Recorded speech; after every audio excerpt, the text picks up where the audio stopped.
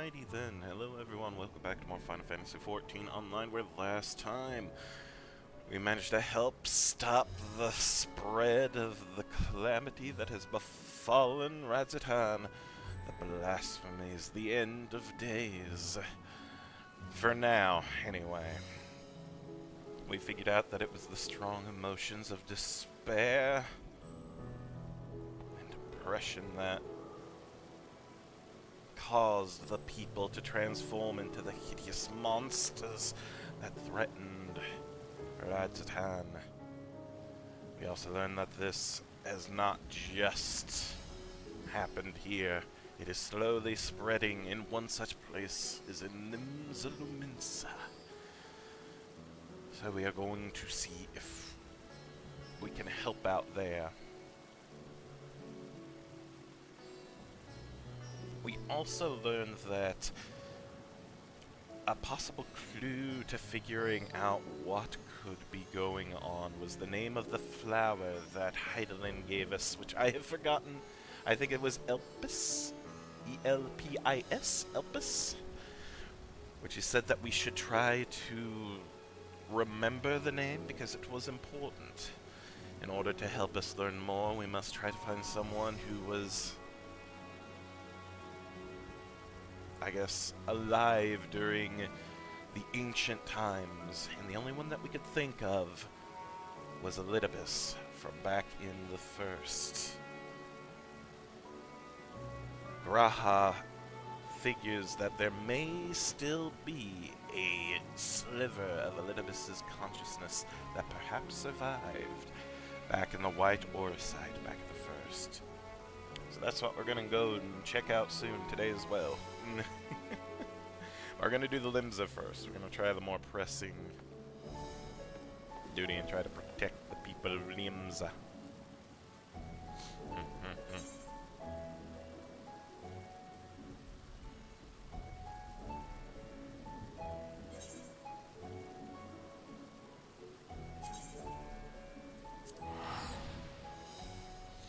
So here we go. Hey, Lucian! You did not get stuck in a muddy hole. Good. I'm glad to hear. Oh, goodness.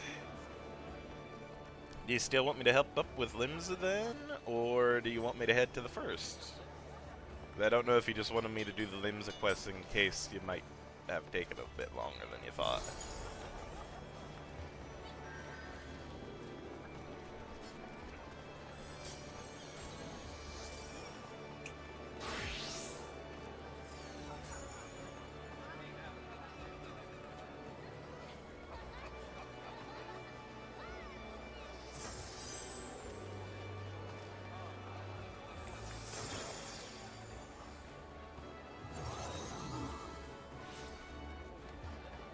And everyone looks so cool.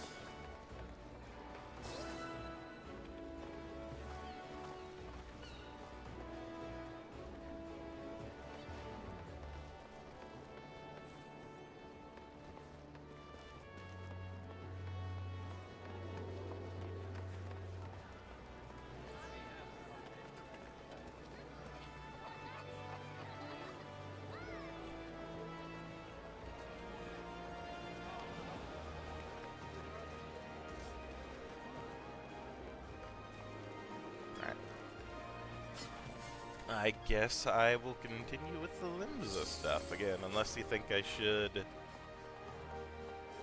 go ahead and go straight to the first. I'm gonna go over.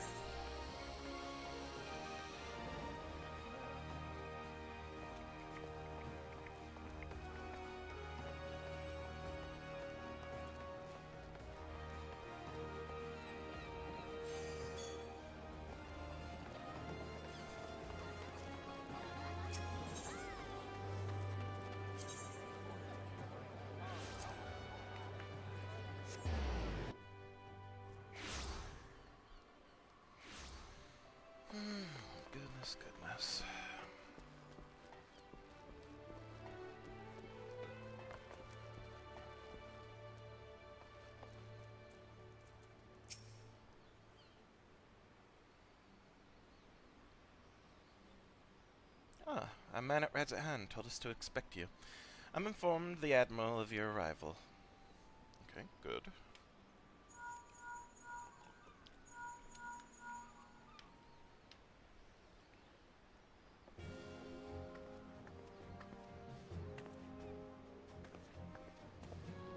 Glad you can join us, Shent. Morlwood? I only wish it were under better circumstances. The grave news from the bounty has not escaped our ears. I can scarce begin to imagine the horrors you have witnessed there. It pains me to say the selfsame hill has come to Valebrund. Vale beasts born of the steepest despair have been sighted all throughout our land. Tell them what you know. Hey, Vanilla. Welcome, welcome. The first report came a few days ago, from one of our men patrolling Skull Valley. He spoke of a fearsome creature unlike any native to our shores. While we had our suspicions, it was only later that a connection to the final days was confirmed by a most unlikely source, the Shahagan. We've been treating their tempered for some time now, and many have made a full recovery. Owing to this, some factions are eager to improve diplomatic relations with Limsa. It is one such faction that has provided the most comprehensive report, in all their alarming detail.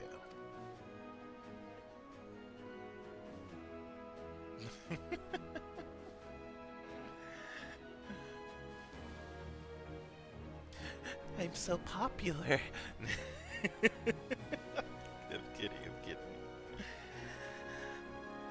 They speak of a most dreadful sight, their spawn brothers transforming into horrific beasts before their very eyes. Indeed, it is far too similar to the incidents in Radzahan to be a mere coincidence. If our assumptions are correct, the first and most formidable of the beasts, a blasphemy, as it was decided we would call them, prowls our waters as we speak. Fortunately, there have been no sightings of the blasphemy within the city. Nevertheless, if we are to spare our people the horror that befell Radzahan, the fiend must be dealt with, and quickly. Despite our investigative efforts, we remain very much in the dark as to the precise nature of the threat we face. Were we to recklessly dispatch large numbers of troops, we'd run the risk of having our own men corrupted. You can well imagine the carnage that would ensue. As such, Admiral Blowfishwin has decided to keep those involved to a minimum and lead the investigation herself. And I would have you at my side. What say you? Let's do this. You have my thanks. We'll depart at once to meet with our Shahagan allies and gather what knowledge we can, that we might devise a proper plan of attack. They are due to arrive at South Tide Gate soon. I'll go on ahead and wait for you there. Thank you, Admiral.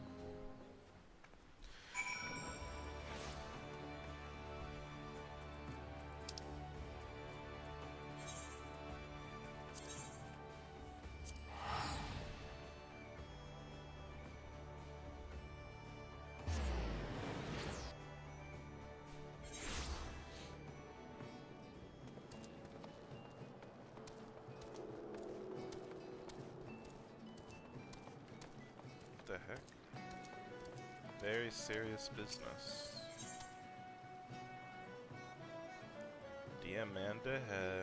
Diamanda's hands are idle, though by no fault of her own. Yes. I'll decline this for now. I didn't even notice there was a freaking quest through here. But then again, when's the last time I've actually looking through all these just to see? It's a level 50 quest as well. Also, I gotta play the triple triad if I haven't yet. There might be a thing for it.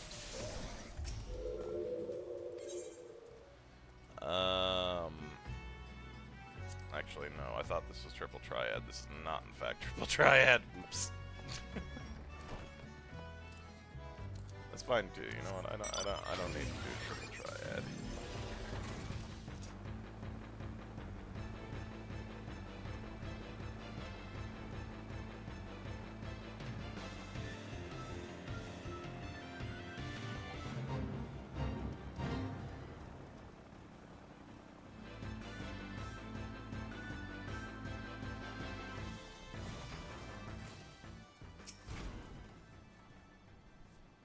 It's well past our agreed-upon meeting time, but the Shahagan are nowhere to be seen. They do not seem the sort to break their word. This bodes ill. Let us leave this place to the gods and search Halfstone for any sign of them.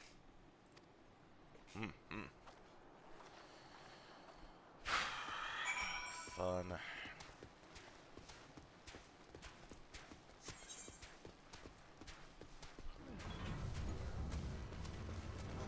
Oh, that's new. Psh! What is this? Noel is in danger. Quickly, to his aid. Who's Noel? Oh, further on.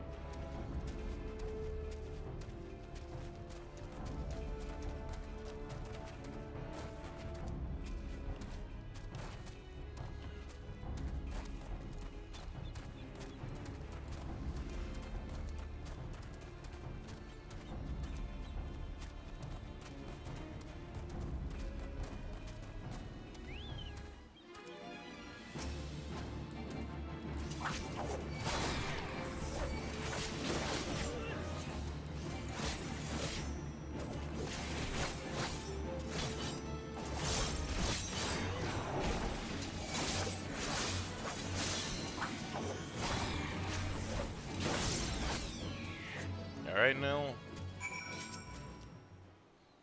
Let me aid you, friend.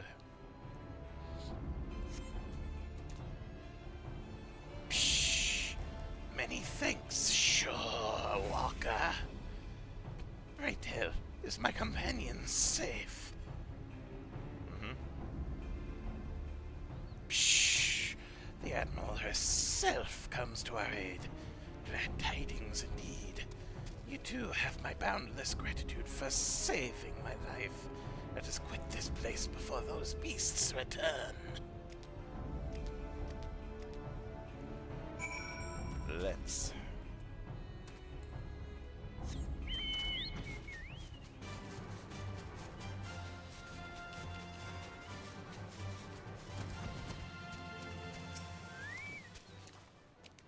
Everyone's still alive. Good. But not if we stay out here too long. Inside, quickly.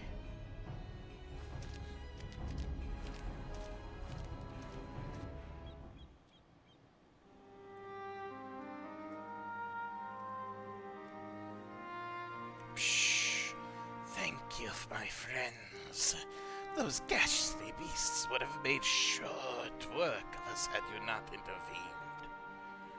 And yet it brought me no joy to watch them die, for unbelievable as it may sound, until a short time ago, they were none other than our very own Spawn brothers.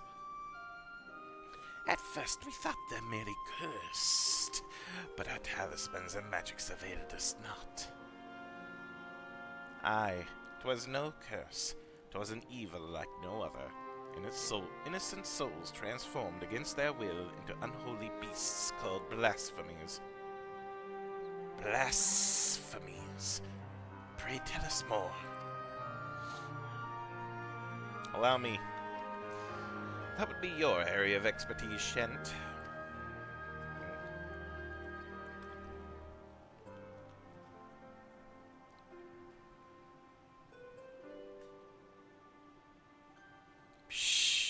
Turned into beasts by the power of despair.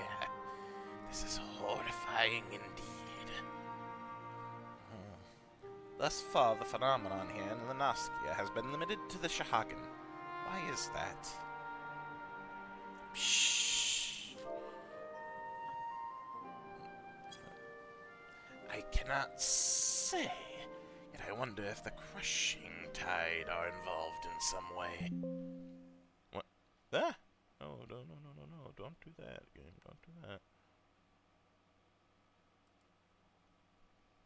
No. There we go.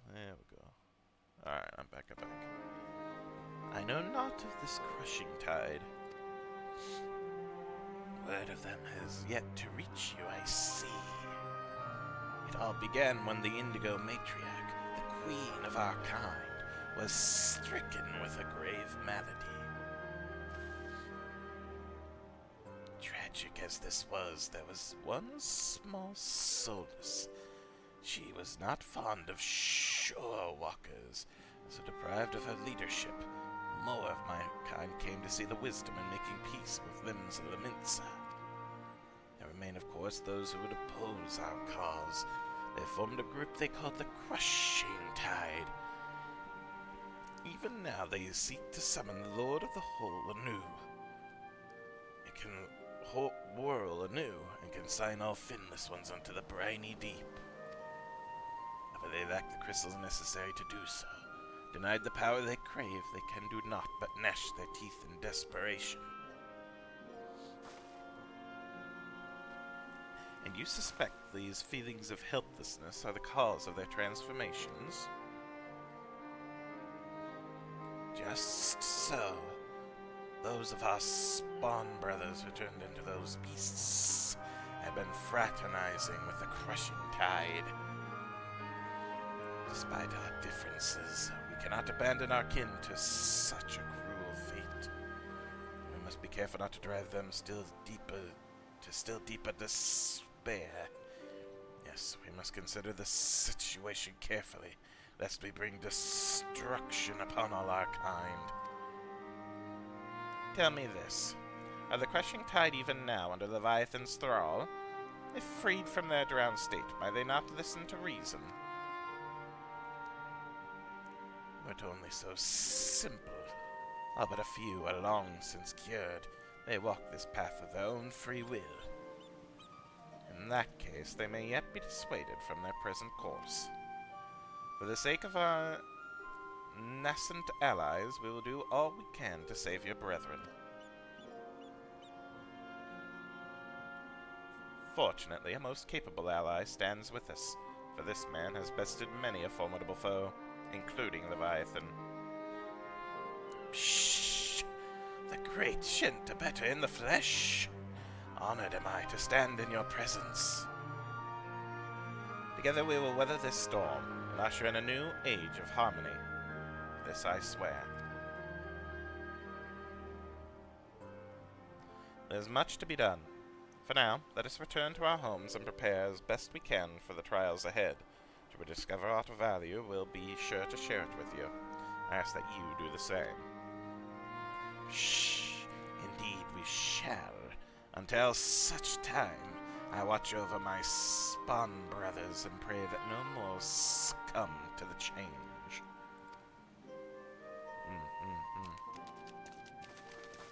I regret the voice.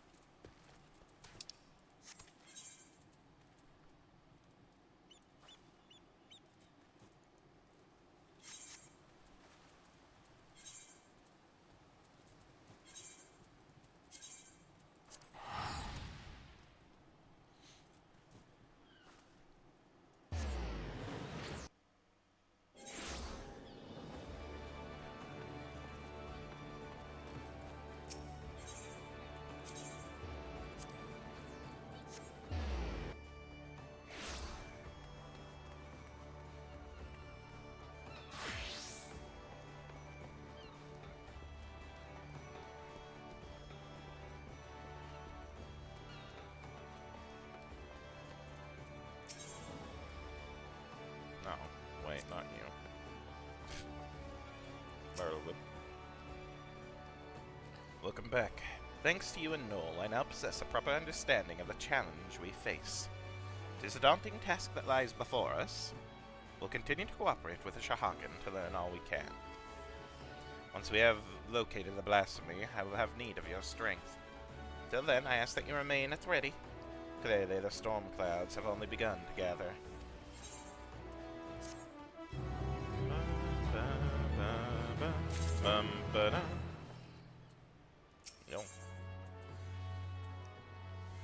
The Secretariat has recent developments to share. Your timing could not have could not be better. The Admiral has just this moment returned from meeting with the Shahagan. I shall inform her of your arrival.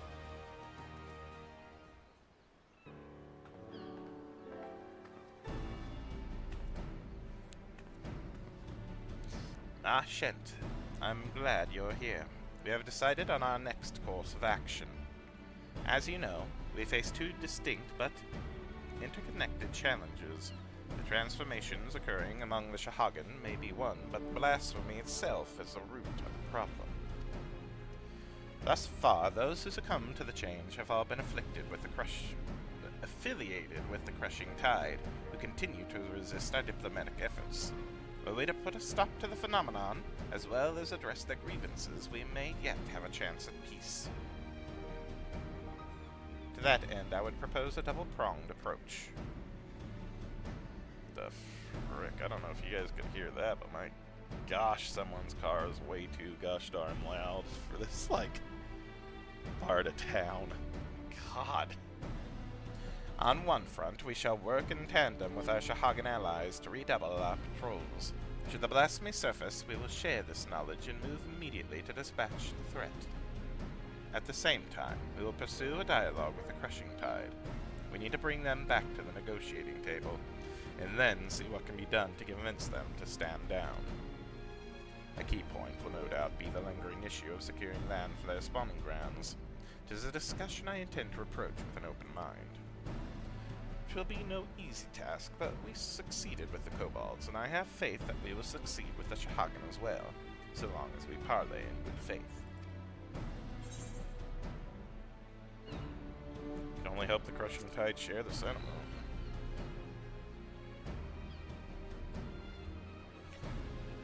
You're wise to temper your expectations, but I would not abandon hope ere we try. At any rate, Noel has sent word that one Dow, a priest who styles himself the leader of the crushing tide, has grudgingly agreed to hear us out. I will parley with him face to face at the Sapsa spawning grounds, and would have you at my side, if you do not object, that is. Okay. Excellent. In that case, pray join me at the South Tide Gate when you are ready. From there, we'll go together. Sounds like a plan.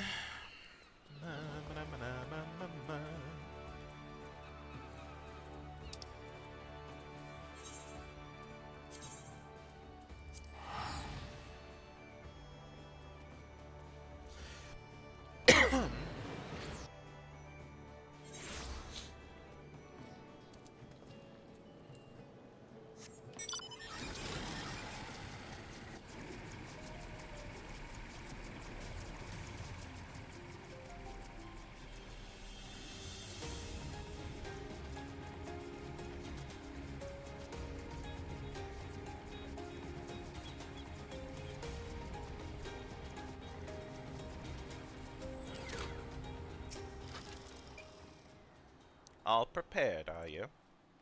Dow is not known for his patience. We must take care not to incur his ire. I was told he would be at the spawning grounds upon our arrival, but appears he has been delayed. Let us speak with the Shahagan here. Mayhap one of them will be able to shed light on what may be keeping him. One more thing. I come here as a representative of Limsa Mensa on a diplomatic mission. Should the talks deteriorate and things come to blows, I cannot be seen to bloody my hands. I trust that you understand. And with that, let us be off. Alright, so I'm escorting you. Good to know.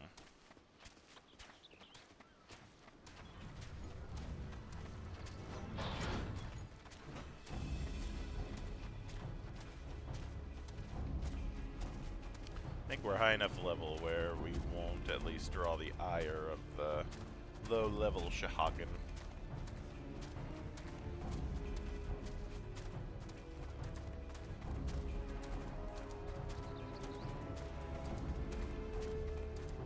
Belligerent Shahagan. Shh! What is this? Since when are filthy shore walkers free to intrude upon our sacred spawning grounds? Pray forgive our intrusion. We seek an audience with Speaker Dow. Where might we find him? will do no such thing, Shore Walker. We have not forgotten what you did to Lord Leviathan. Be gone! We won't get much out of this one. Let us try elsewhere.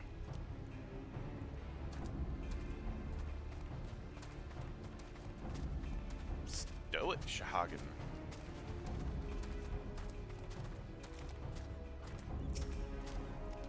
Pshh! Why do you trespass in our domain, vile shore walkers? We mean you no harm. We come only for a peaceful parley with your leader, Master Dow. Where might we find him? Pshh! We desire no parley with the shore walkers who would steal our home.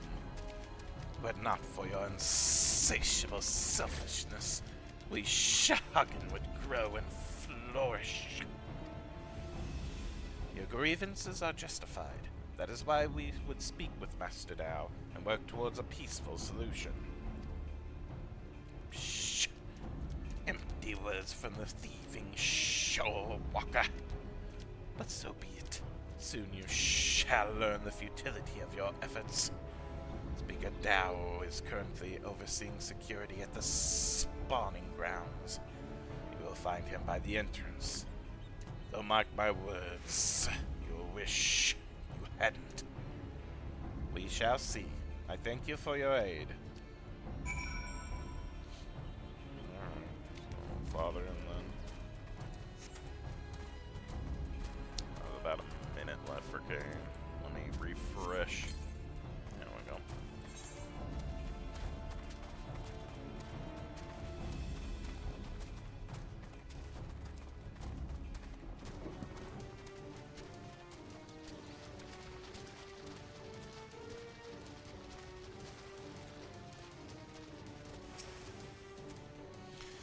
Here we go. This is gonna go all right.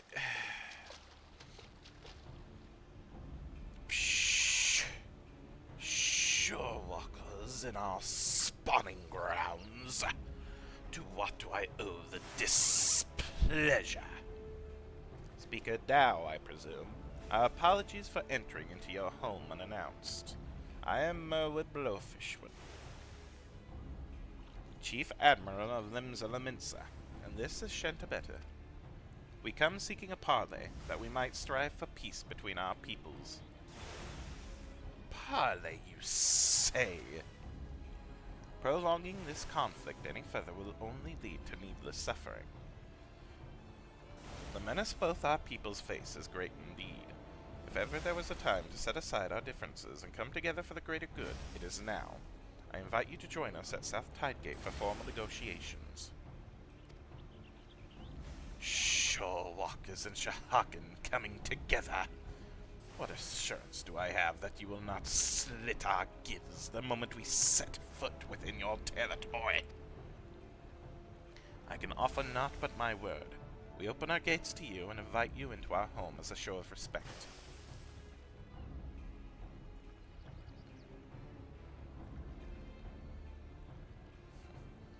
I do not trust you, Shore Walker.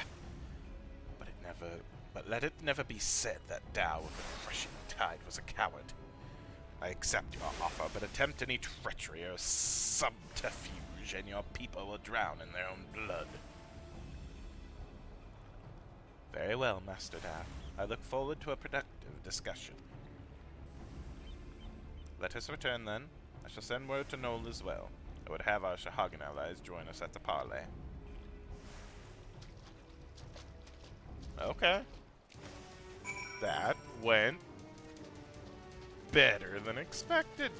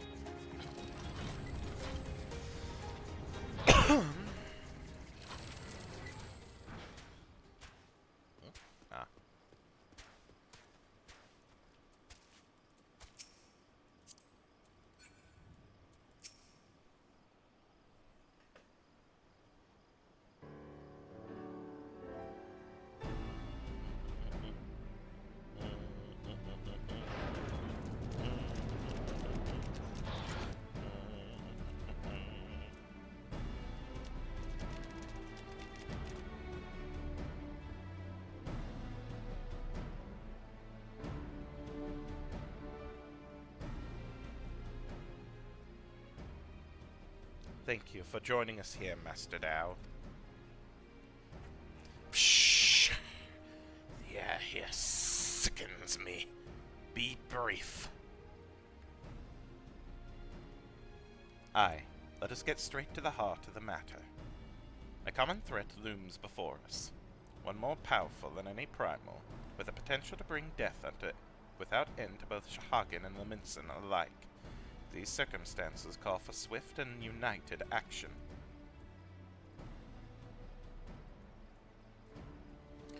You doubt our intentions, but I remind you that we have liberated many of your kin from Leviathan's enthrallment. They and countless other Shahagin have joined us, of their own free will, that we may ensure the survival of both our peoples. Shh! Aye, but their deeds have the Leminsons proved themselves worthy of our trust. Master Dow, you and your crushing tide want only to secure a future for your people. I say to you, this can only be done by confronting this threat together. Shh! Threats! Threats! What is this threat you speak of?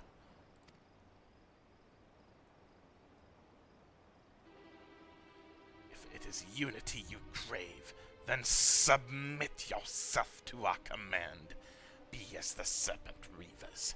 They are the only shore walkers I deign to call friends.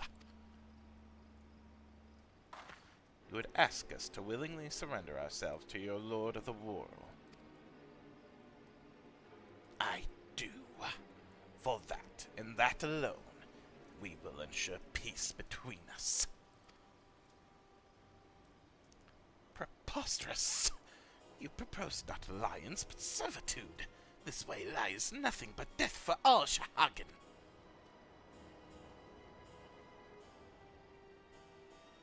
Do you hear this, my spawn brothers? The shore walkers have stolen this one's mind. He decries Lord Leviathan and espouses the lunacy of our sworn foes. These treacherous wretches have abandoned our god and conspire to drive we faithful from our ancestral home. We cannot, we must not let this stand.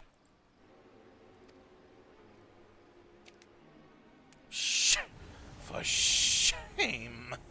Forspoken by our spawn brothers, they side with the finless one and blasphemy Lord Leviathan. They who steal our spawning grounds and slaughter our children, our future, our future!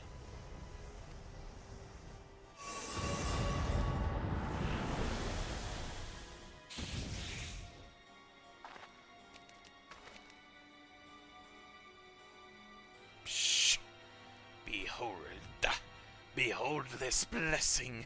Lord Leviathan grants us greater and greater strength. You would call this a blessing? Psh! Such horrors. Flee, flee for your lives.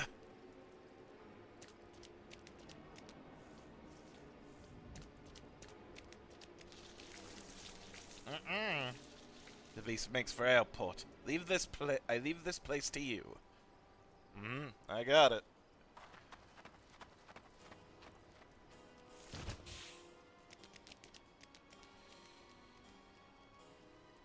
Oh boy. Psh! Splendid. Splendid. Let all our spawn brothers be blessed with such power.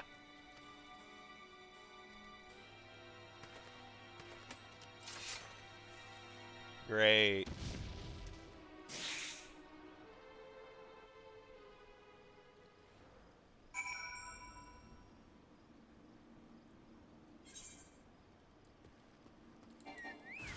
Yeah, people stand there and watch as we fight this.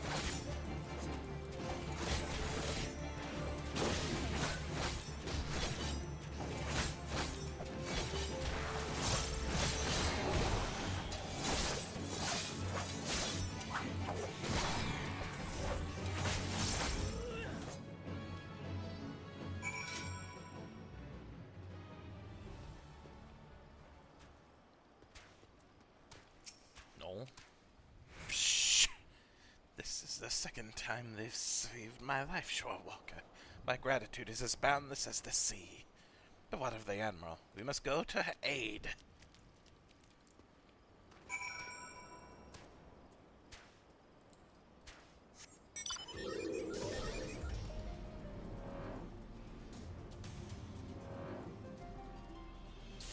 Oh, god damn it. I was too late. I am sorry. Shh. There's no need for apologies. You are not responsible for my people's plight. But what I cannot fathom is Dow's response. How pleased he was to see his brothers become slavering beasts. The fool believes it a blessing from Leviathan himself. Any hope for a peaceful solution will be lost should Dow and his crushing tide manage to wield these transformations as a weapon against us. I shudder at the very thought, and yet the true threat, the blasphemy, is still out there, yes.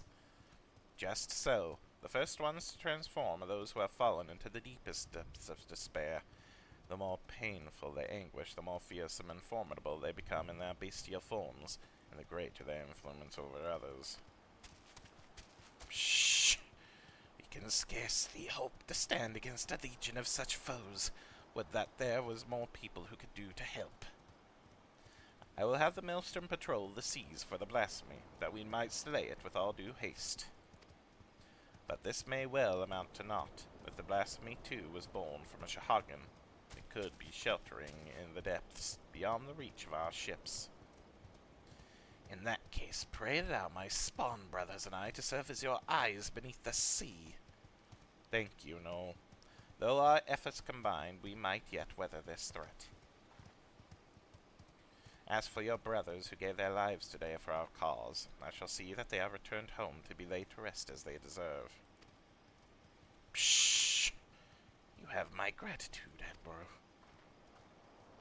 And with that we should return as well. There's much work to be done, and would see it done quickly.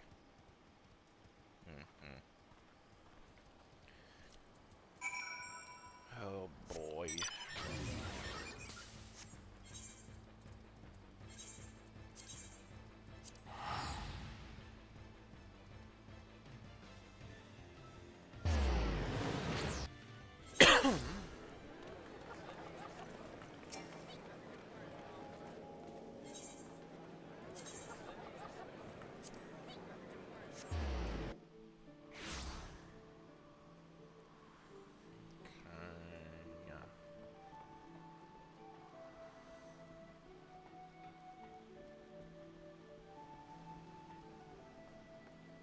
Admiral. Ah, shit. I would share our findings. You see, the danger is exactly as the Shahagan described. While Dow and his ilk may have no means of forcefully triggering the phenomenon, at present 'tis plain they indeed intend to seek out one. Redouble our patrols offshore and inform me at the first sign of anything out of the ordinary. It shall be done, Admiral. I worry that we may be stretching ourselves too thin. Should the situation take a turn for the worst, I will recall our forces from Garlemald, yet I would reserve that as a last resort. For now I must get to work securing reinforcements. I ask that you remain close by. We may have need of your strength all too soon. Alright. Yay! More quests! The Secretariat appears to have been waiting for you. The Admiral left a message for you, and the news is not good. It appears that a Limousin merchant ship was assailed by a Shahagan raiding party affiliated with the Crushing Tide. To further complicate matters, goddammit, the vessels in question was carrying a shipment of crystals supplied to us by the kobolds of Ogamoro. The Admiral suspects that Dow means to use the plundered crystals to summon Leviathan. She's gone to meet with Null, and we and our Shahagan allies might take swift action. She bids you join her immediately. Should the worst come to worst, your experience combating primals may prove you essential or even useful. I don't know. Pray make for Southgate Tide and rendezvous with Admiral Bufishwin. at once. God damn it. Stop trying to summon the primals.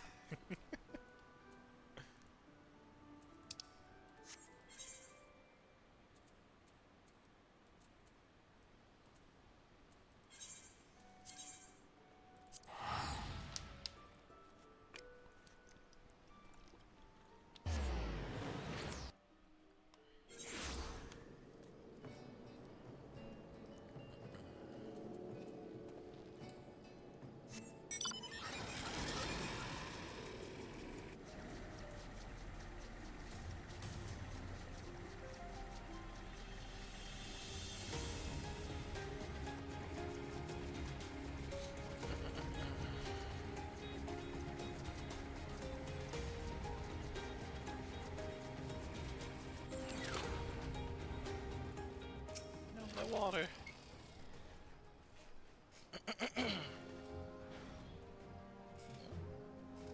Oh. Thank you for coming, Shent. The situation is grim. The crushing tide plundered one of our trading ships and seized a goodly stash of Ogamoro crystals. Shh! Though their aim is clear, it appears they yet lack the quantity needed to perform the summoning. Now longs for the days when every Shahagan cries out for Lord Leviathan's deliverance, and will stop at nothing to see them return. I cannot fathom what the crushing tide are thinking. What satisfaction, what happiness can be found in giving over one's heart and minds to a false god.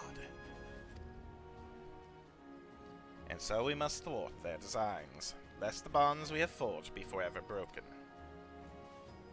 By the same token, we cannot ignore the blasphemy, nor the transformations it prisons may bring about. A battle on two fronts, neither of which we can commit to at the expense of the other. As we sail into the eye of the storm, I would hear your counsel. What course of action would you propose?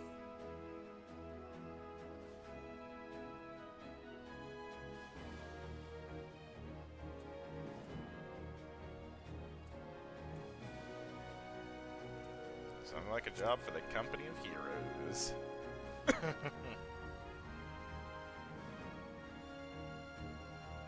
Company of Heroes? Now that's a name I've not heard in some time. It is true that they answered the call many a time indeed. Other than you and yours, they are arguably none better suited to the task of primal slaying. But they disbanded over 5 years ago, and neither hide nor hair has been seen of their commander since. Aye, absent their leader, I suspect they will be reluctant to join our cause. And yet I can think of no better option. I'll contact Wastegate, their erstwhile commander's right-hand man, and see if he will not hear us out.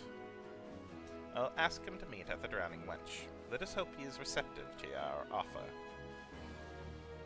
Noel, might I trust you and your brothers to continue the search for the blasphemy in the meantime?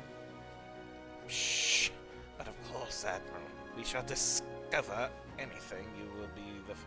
Should we discover anything, you'll be the first to know. Alright.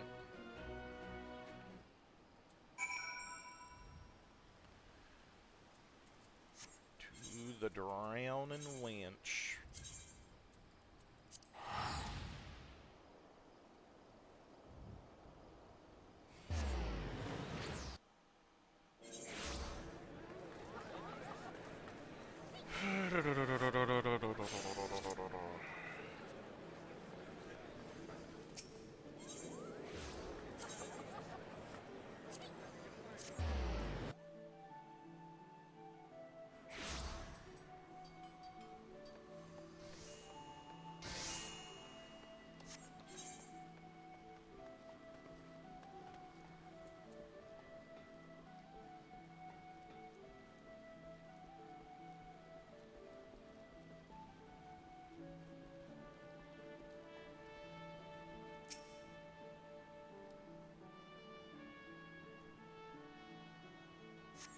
Waiting.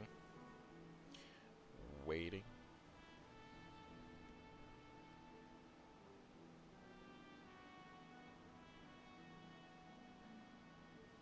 My apologies for the delay.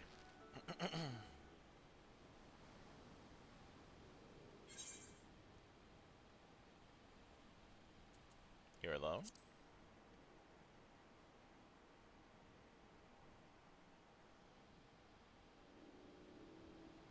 I swore 5 years ago that I was done playing Hero.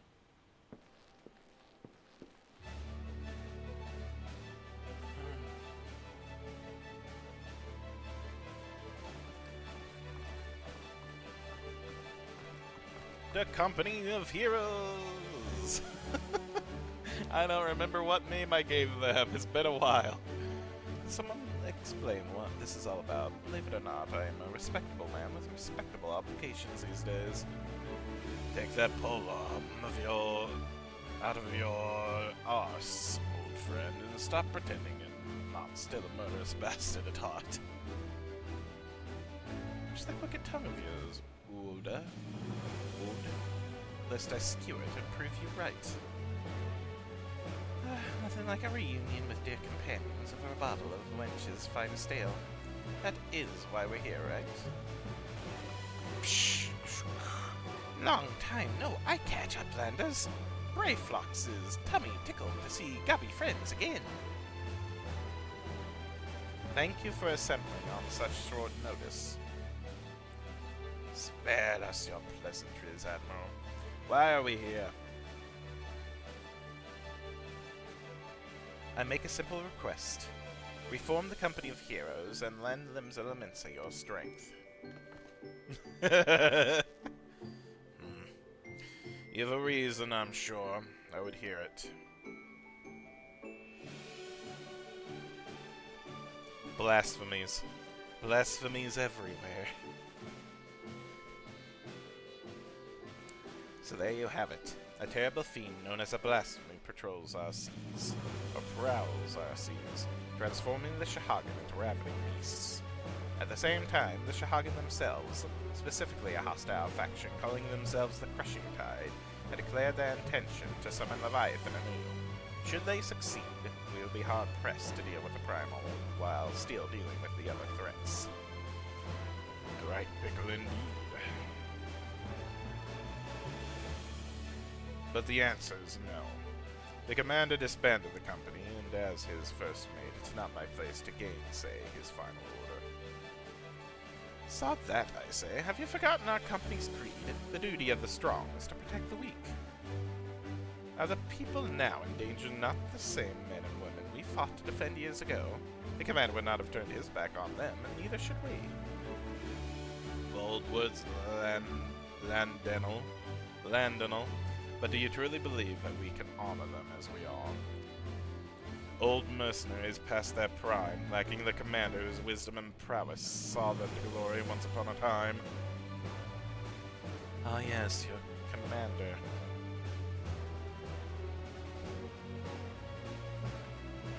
What if Shent here were to lead you in his stead?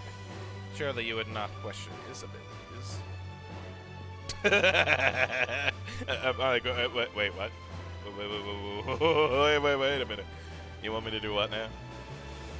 An intriguing proposition. I, for one, would not be averse to serving under such a decorated hero. Psh! Gabby friend has goodly head for fighty think, and goodly arms for thinky fight. As ringing an endorsement as any, but I would hear it from the man himself. Do you believe you are capable of leading the company of heroes into battle?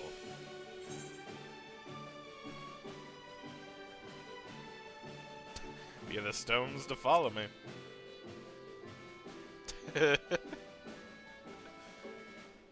Now that's the confidence I'd expect from my commander. Very well then, consider us yours to lead. Hey, hell yeah. 5 years to the day. Be told I was enjoying the more leisurely life, but when duty calls. Wait, before we proceed, I must ask, have we no way of reaching out to the commander? Forgotten how he took his leave, have you? Up and vanishing so we could each find our own way, apart from him and the company. I doubt we'll see him again, much as I wish we could. matter at hand, the missions you will undertake. First, you are to aid us tracking down the blasphemy that roams the sea. Second, you must prevent the crushing tide from summoning Leviathan at all costs. Oh, is that all? And here I thought we might get our feet wet with a real challenge. But in all seriousness, we should take care to decide who attends to what. Sounds like a job for our acting commander. I'm sure he'll give it all due consideration.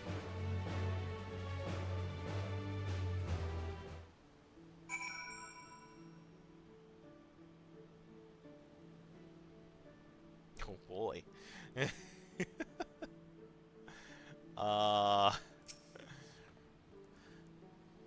Wastegate may be skeptical, but I for one have little doubt you'll prove a worthy commander for the company of heroes. Psh! Brayflox happily gives hand-lending to Uplander. The others may gripe and groan, but not me. I'll be the first to admit that I missed the action. Please think twice before assigning me to the same group as Landenil. I don't know what's worse, his tendency to wave his lance in people's faces, or all the shouting and blustering he engages in while doing so. Okay. If we finish with all the logistical nonsense, I'm eager for a taste of the old violence. You know the flavor. So if I understand this correctly, we're to bring down this so-called blasphemy. Of course, to do that, we'll need to find the damn thing. We've also got to prevent the crushing tide from summoning their god, Leviathan.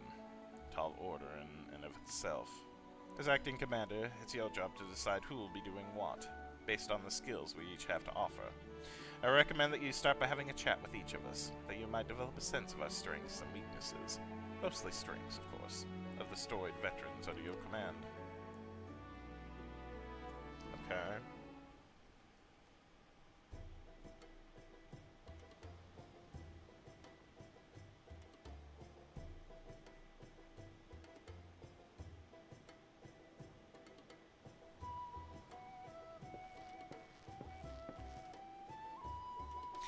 My specialty, you ask? Why, impaling fiends with this lance of mine, of course.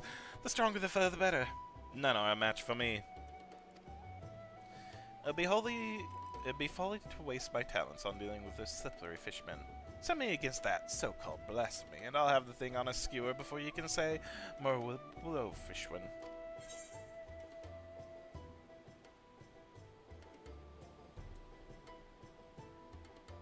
Okay. Pursue and slay the blasphemy, then. A wise choice. Sending Landon against the Shahagan. He's like to help them summon Leviathan to sate his bloodlust.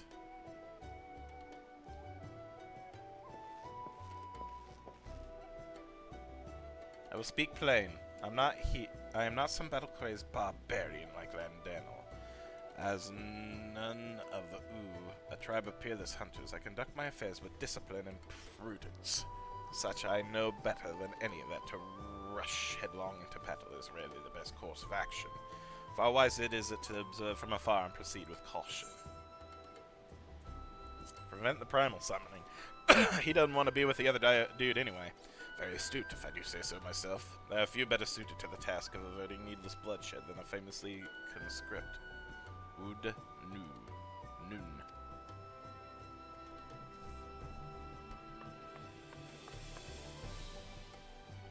As you well know, my vision is somewhat lacking these days. I can still defend myself when necessary, but I'd rather it not come to that. My condition also leaves me rather unsuited for scouting and searching.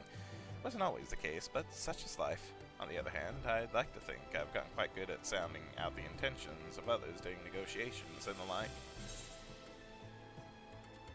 Prevent the primal summoning, then. You have a keen sense of these things, I see. More so than reconnaissance or battle, Shamani has a knack for working behind the scenes to see the company's goals achieved. It might still mean more crystals. Pshh! Brayflox, master remaker of Illuminati treasures, offers much hand-lending with ingenuity. Far-seeing spyglass sees far into ocean deep. crackfires go boom and blast beasts into bitty pieces. Pursue and slay the blasphemy. A logical choice, if I do say so myself. Brave Flox's mastery of tools and armaments are sure to avail you in tracking and felling that beast. And of course, you're gonna go help also with the blasphemy. It would seem that everyone has their assignments. Except for you, sir. And I dare say the choices you've made are nigh impeccable. If I didn't know better, I'd think you'd been leading us for years. Ha ha! Huzzah! And with that, it is time to get to work. I have procured link pearls for one and all, that we may keep each other appraised of our progress. You may pick them up from Maelstrom Command. We'd best be off then. Should we have need to regroup or reconsider our strategy, call for us. Will do. See ya.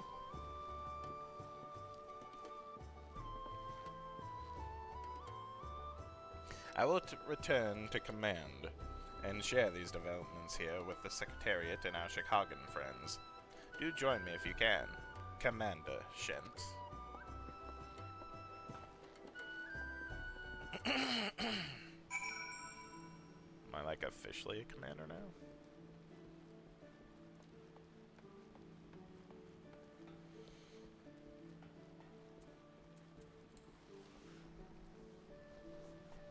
I mean, I guess I have been a commander, haven't I? Because I command the people in the garrison. I have not actually seen them in a while. I suppose I should maybe do that, huh? Oops.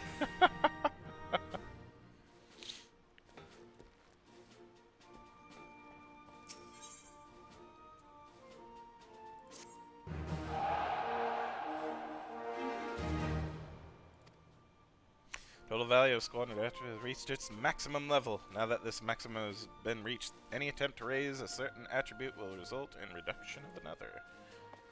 Alright, good to know.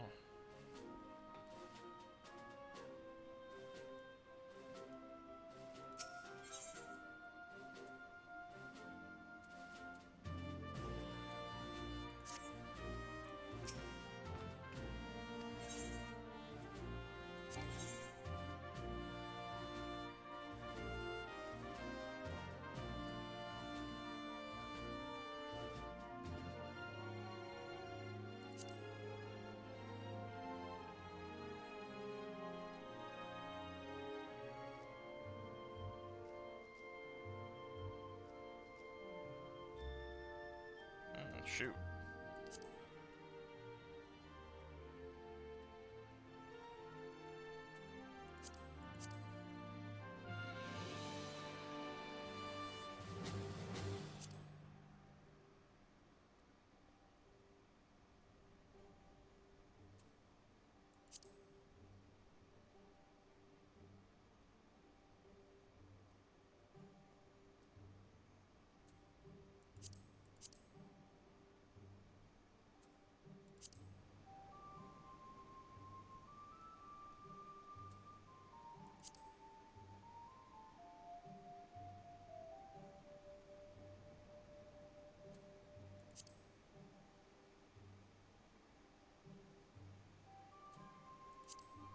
I spend so much on just frickin' Aetherite that I kinda wanna do this.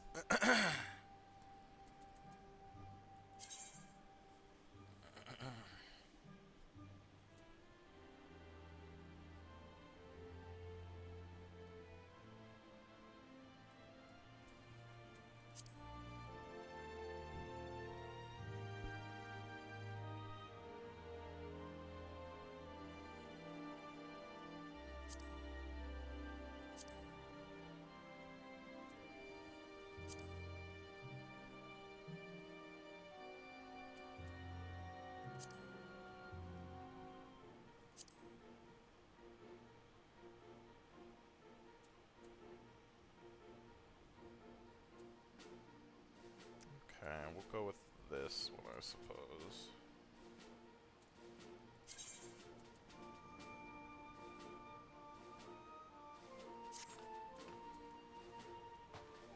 While they're doing that, I'll train the others.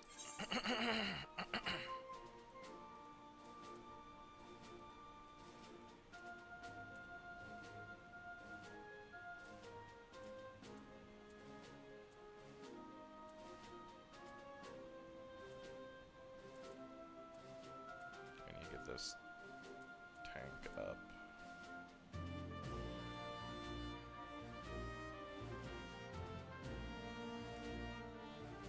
Oh wait, their attributes are also maxed. Never mind. Everyone's were. So we can only really send them on missions. We don't have any low-level missions for them, though.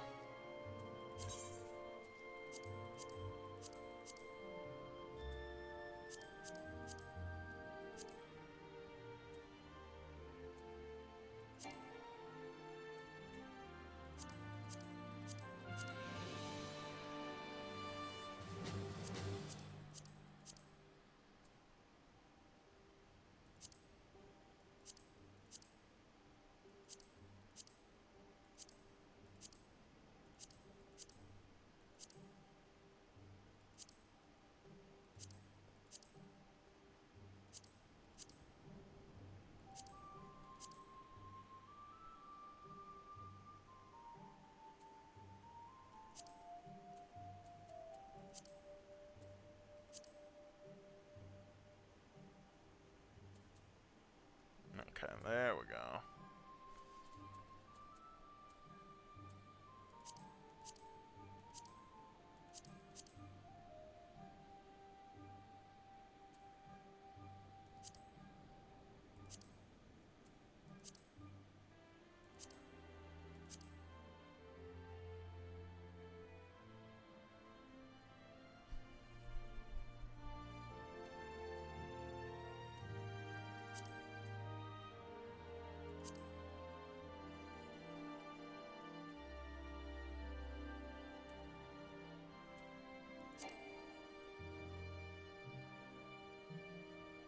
Oh, so we can only have one mission going.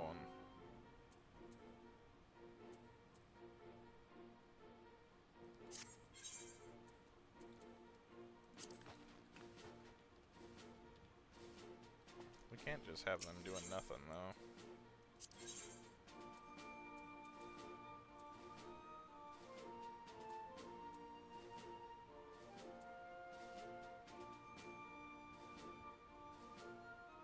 Oh yeah, comprehensive training. There we go. That way everyone can at least get some experience and level up. Yeah, that'll work.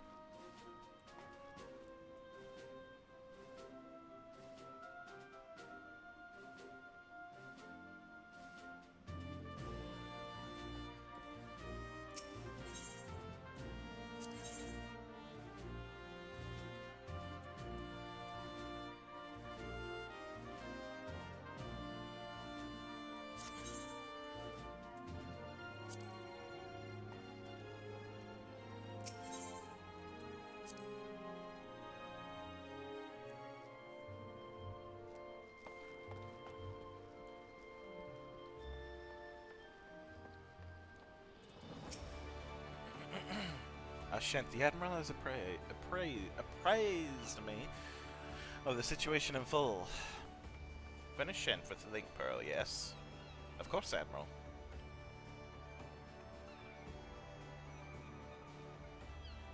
Thank you. It would seem the company is trying to reach us.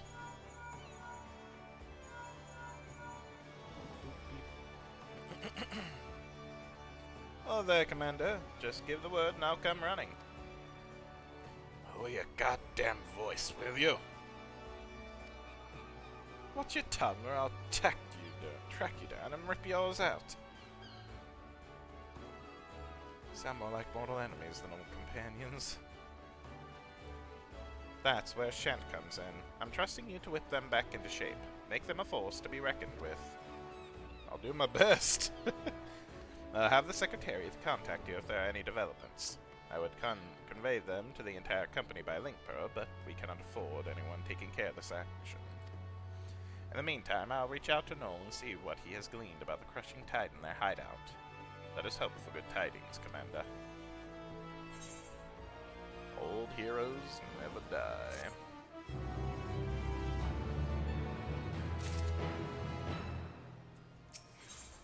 Let me keep going. Urgent news. Grave news, Shent. We've received word that the Candlekeep Quay is under attack. Oh, shoot. It would seem the crushing tide has struck again. The Admiral asks that you deploy the Company of Heroes at once. Our man here will act as your signer? Company of Heroes is awaiting your orders.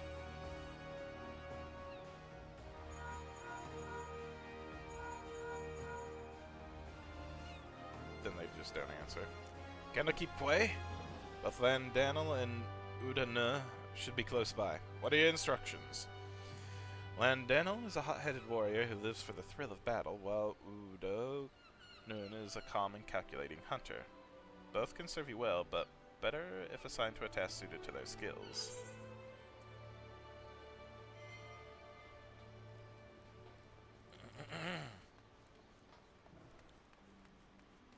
See the residents of the keep the people of Candlekeep Quay safe. Consider it done, Commander. Oh no, no, no, no, no, no, no. Oh frick, I messed that up.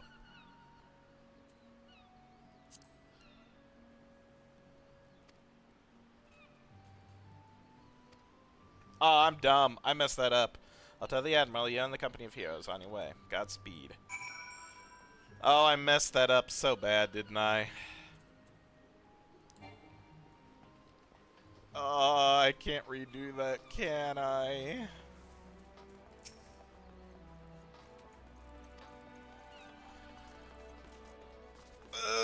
Oops.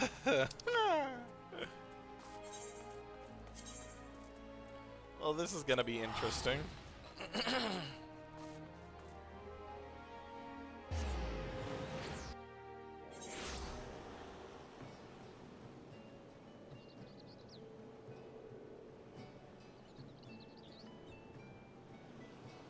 God, I'm dumb. I am so dumb.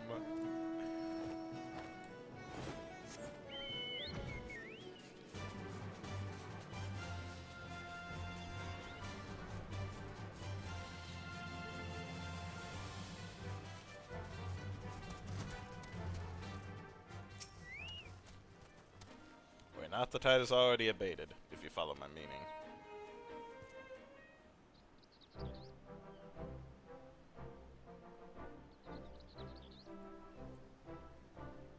Perhaps you're curious how your men carried out your orders. And Daniel managed to see every last man, woman, and child to safety, a bit grumbling all the while about how he'd rather be skewering fishbacks.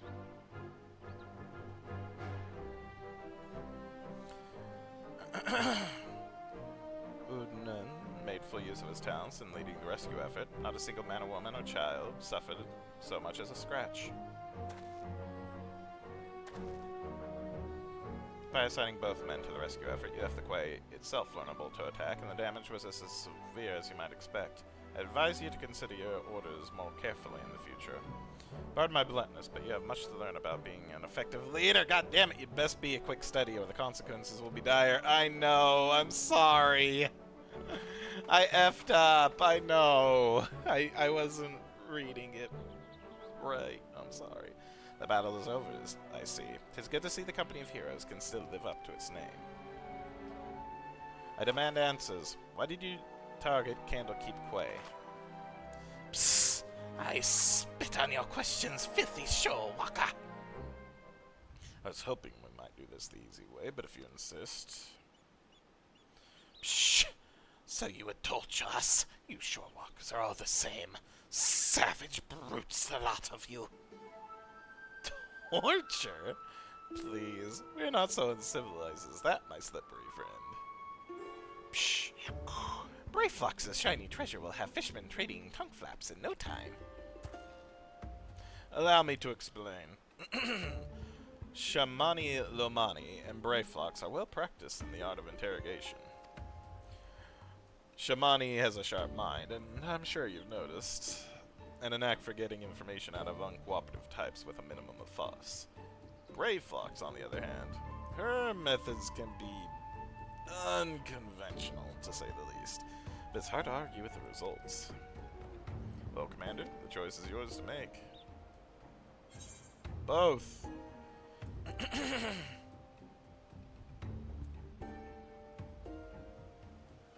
Shamani Lomani, we don't want to torture them.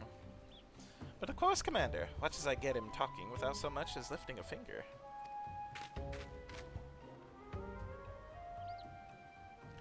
They tell me your kind are particularly fond of the Nasian oranges. Might I interest you in a glass of delightfully orange wine brewed from our latest harvest? I was gonna get him drunk and chattering. Psh! This is... Psh! Another glass, Shorewalker. I demand it, in return for the crimes you have committed against my spawn brothers. A mere glass, my friend. Why, I'd be more than happy to offer you a full bottle, nay, an entire cask, if you provide us with the answers we seek. Psh! We have a deal, Shorewalker. For a cask of that blissful beverage, I will tell you all my secrets. I kind of like that a bit more, not gonna lie. Again, I ask, why did you target Candlekeep Quay? Dow himself gave the order, said we must establish a foothold in preparation for an assault on the city. He means to attack limbs of the Mensa itself, but with your numbers, that would be folly. Psh! Speaker Dow commands power beyond the comprehension of you shore walkers. We have dealt with Leviathan before. You misunderstand. Speaker Dow says it is a greater power still, the very first being blessed by our Lord. The blasphemy. Tell me where Dow is. Psh! An island to the south and east.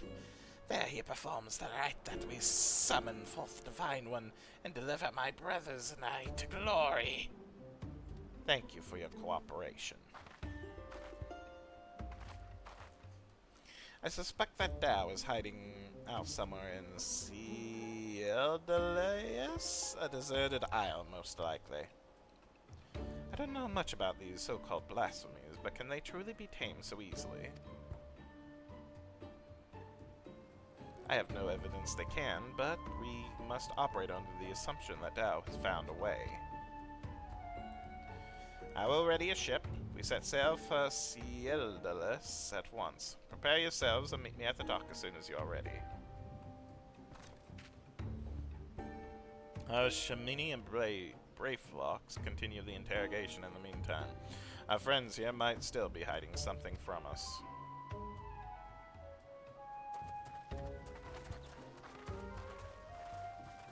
Fair enough.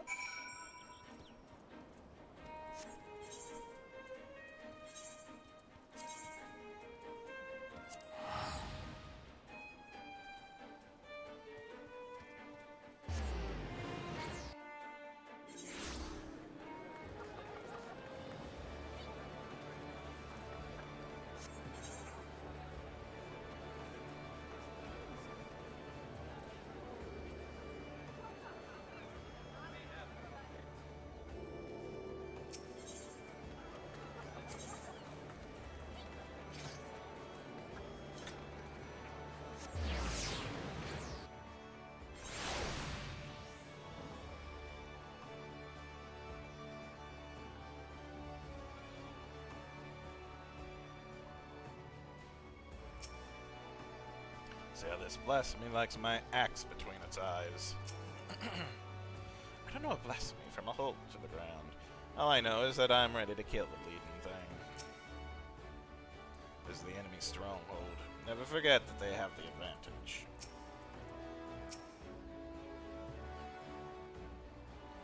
Everyone is here. Good. We make for Cieldelayas in search of Dow's hideout. Our friend Noel will be waiting for us there. The blasphemy too may be present. Be vigilant and keep your weapons at the ready. Well, Commander, do you have any words for your men on eve of the battle? Duty of the strong is to protect the weak! Yeah. Oh.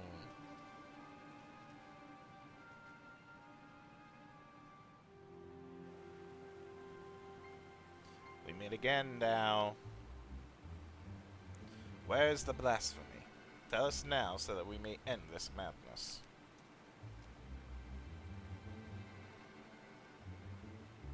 Psh.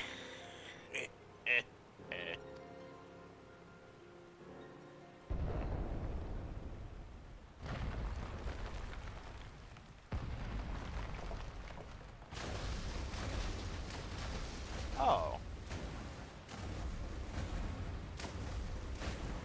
Oh.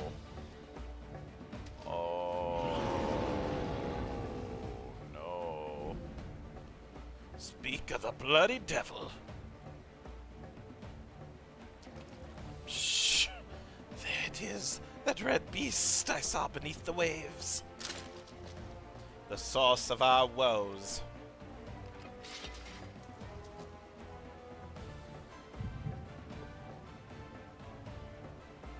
The echo of all the times.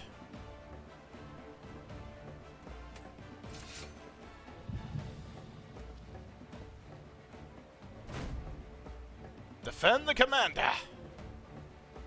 Damn it! Oh, am I gonna be... No, come on! Fight it! It's useful, but it also it comes sometimes at the worst timing. Psh, I bring grave tidings, my queen. The wretched shore walkers poison the minds of my spawn brothers with false words and foul magics. Our poor, beguiled brethren renounce Lord Leviathan and name him a false god. They treat with limbs of the Mensa, and some even call for an alliance. We must summon him, that the lost might receive of his blessing anew. This I would gladly do, had our stock of crystals not run dry. Spawning time is nearly upon us, yet you fight and bicker amongst yourselves. How am I to birth a new brood when my children grown stand divided? Who dares enter the sacred chamber? Shh! Forgive my intrusion, Mother Queen. I speak for the Shahagan who seek an accord with the Shorewalkers. A new age is upon us. We needn't turn to false gods, nor foment bitterness and bloodshed in our precious spawning grounds. The Shorewalkers have changed. They endeavor to understand us, to share these lands with us, that they may have peace, and we our spawning grounds. Could this be true? Lies, lies! Do not be deceived by the one's delusions, my queen. He is a heathen who has strayed from Lord Leviathan's light. The Shorewalkers are oath-breakers, now and forevermore. As they extend one hand in friendship, they clutch a dagger in the other. We are beasts in their eyes, deserving of naught but slaughter. Oh, for a blessed moment I had felt the faintest touch of hope. But you are right, Tao. They are demons, and we are damned. Oh, for woe! My poor children have lost their faith. Their minds poisoned by lies. They turn away from the Lord of War and cast their lot with the enemy. 'Tis so, my queen. 'Tis so. We will have no choice but to abandon our sacred spawning grounds and sink to the ocean's floor to rot and decay. Thou, dearest of my children, you tell then that we have no future.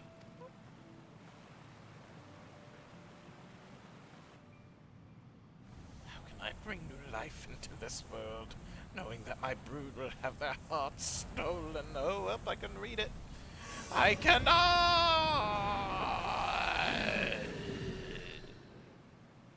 Shh! What's happening? Please, my queen, you must remain calm.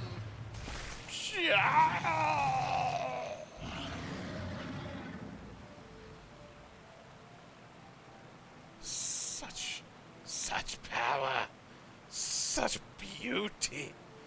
A blessing from Lord Leviathan himself.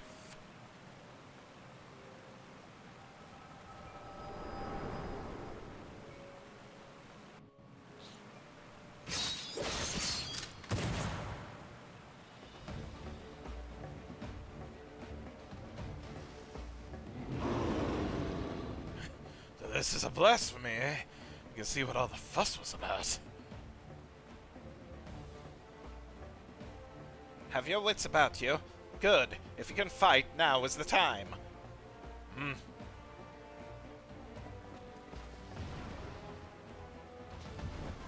Psh! Strike now, my queen. Send the shore walkers and the honorless leader to her death.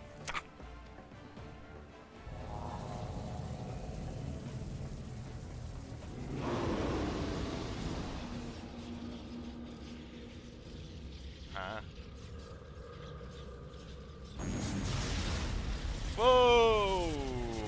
That's not great. What's happening? I can't feel my legs.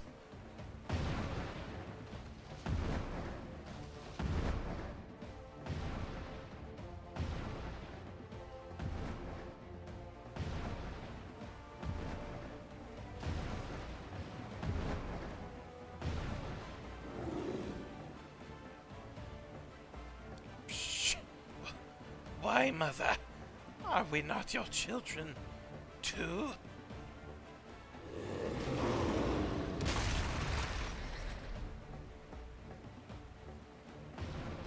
Damn!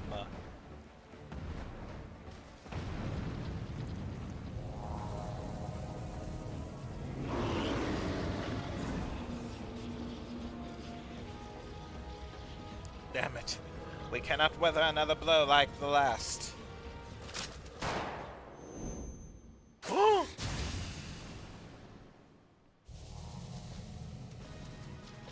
Was it the commander?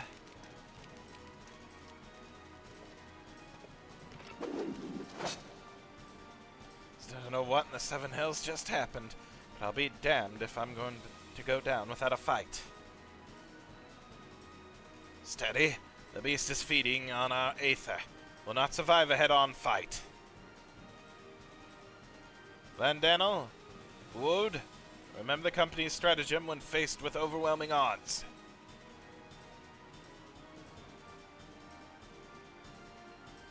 Retreat!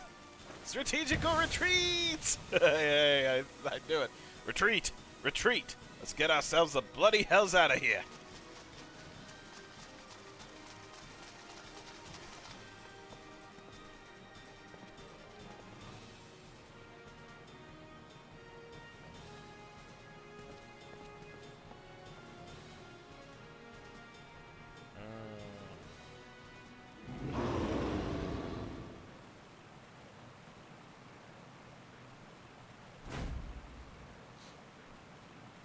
Ah, is that their old commander, eh?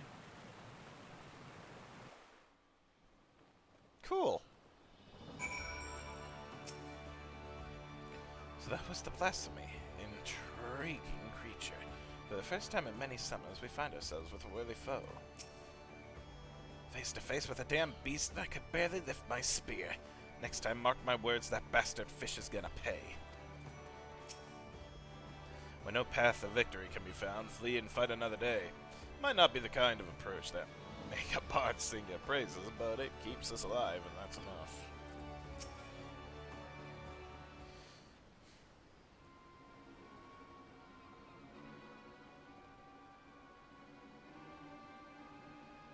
Damned it all. We'd have better luck holding back the tide. How goes it, friends? Is what I would normally ask, but judging from the muttering cursing, I gather it did not go all that well. We barely escaped with our lives. To think the damn beast had the power to stop us in our tracks. Literally. What do we know of the creature's origins? Was it once a Shahagan as you suspected? Mayhap the echo afforded Shent some insight. It was the Queen all along! Shh! Dow's villainy knows no bounds, sowing seeds of despair in our Queen Mother's heart, that she might transform into that monstrosity. If she was the first to turn, then there was nothing deliberate about this. Still, it's clear that his words served as a catalyst. If we kill the Blasphemy, it'll be a tantamount to killing the Shahagan Queen. It's not going to endure us to them one bit. Shh! I cannot turn my spear against the mother who birthed me, let alone take her life. Out of curiosity, did anyone see who fired that shot? Were it not for them, we'd all be dead.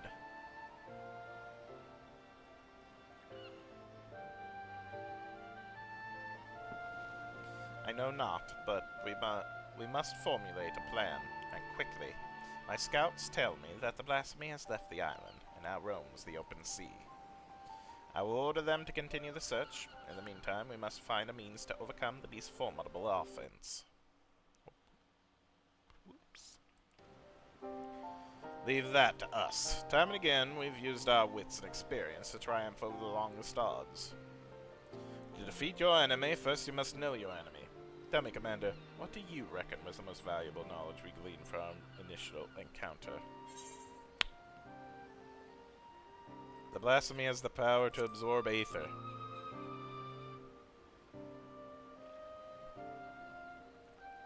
I concur.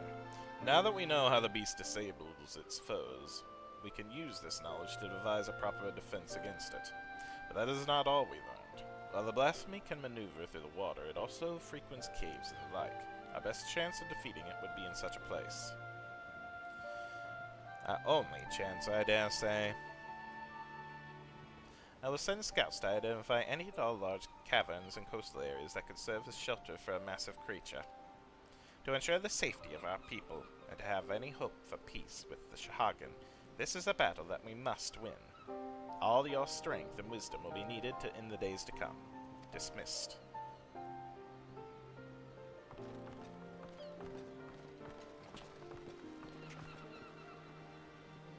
Oh no.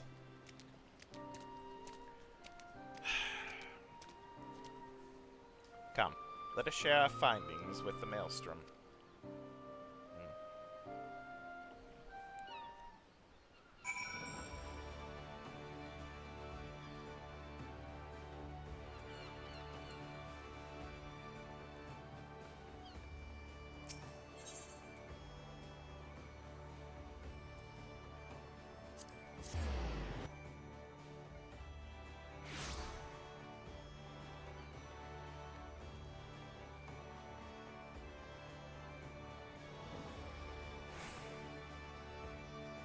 Cool.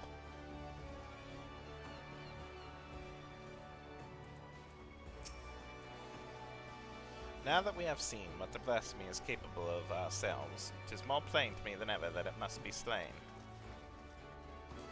Reach out to all trade ships entering and departing Limsa. Inform them that any sightings of the Blasphemy are to be reported to Maelstrom Command at once. Understood, but given the beast's abilities, how do you intend we overcome it? I trust that the company of heroes and Shent, experienced primal slayers all, will find a way. And yet I would leave no resource untapped. There is one more whose expertise I would call upon, if he would agree. Even Waistgate is at a loss as to his former commander's whereabouts, but mayhap Inzar could offer some guidance. No doubt you are still fatigued from the battle with the Blasphemy. Pray rest while you are able. When you are ready to take further actions, you will hear you will hear from me. Till then, take care.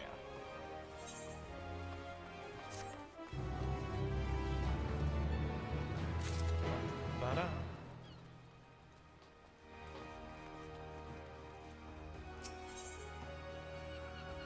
Oh my gosh, I can get some coconut cod chowder. A Near Eastern soup brimming with shallows cod simmered in silky coconut milk. Secretariat's resigned expression speaks volumes. Gosh. Ah, Shent. I wish I had better news for you, but the blasphemy continues to elude us. Oh. What? Can you hear me, Commander? This is Waistcoat. I have an idea how we might take down the blasphemy. Meet me in Costa del Sol as soon as you're able. Alright, cool. Well, that sounds promising. I'll tell the Admiral you'll be away for a bit. Godspeed and stay safe out there.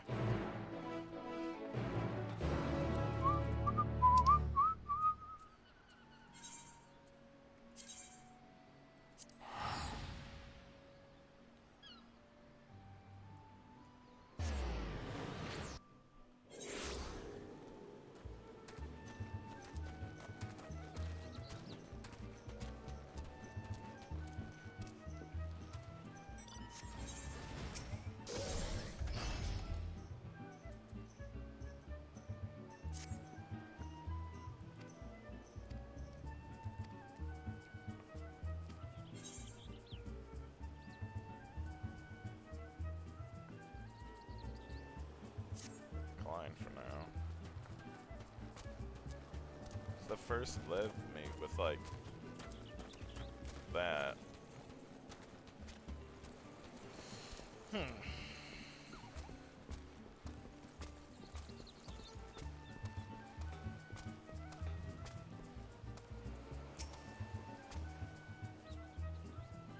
Apologies for having you come all this way, Shent.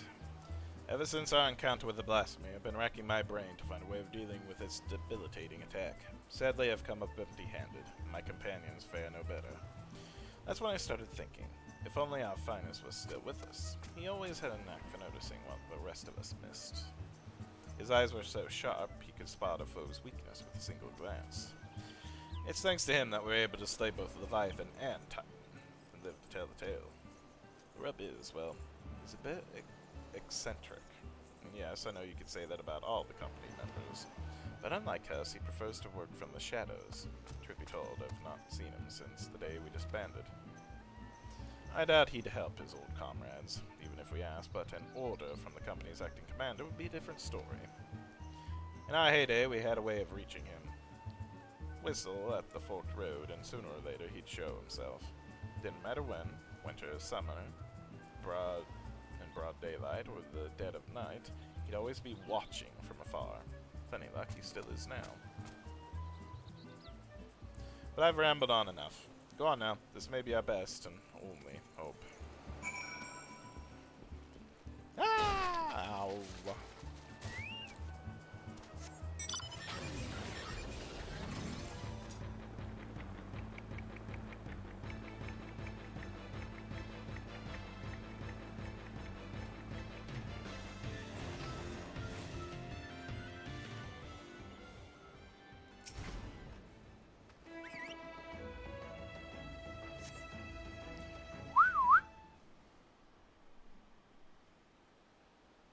Hello? I was enjoying my retirement. Why do you have to go and bloody whistle?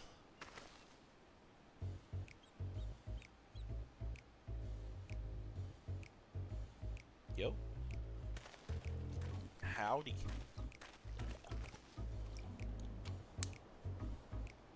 Call me Lawrence. I'm the company resident sharpshooter. At least I was in my day. No need to tell me who you are. I've been watching you for quite some time.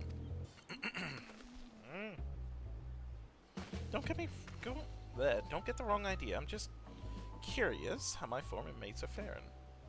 Not as curious as folks were about me, though.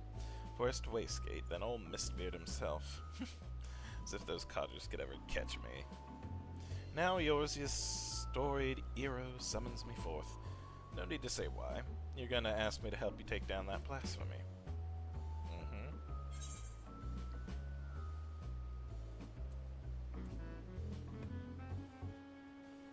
Have you forgotten the duty of the strong?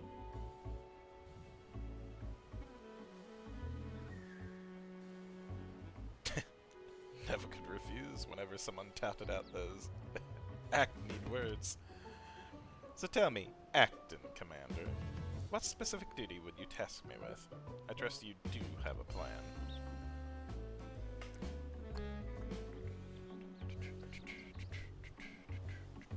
So you need a way to neutralize the beast's most potent attack. I can tell you like getting up close and personal with your foes, so you'll be needing support from a distance. Who do you suppose might be best suited to that role?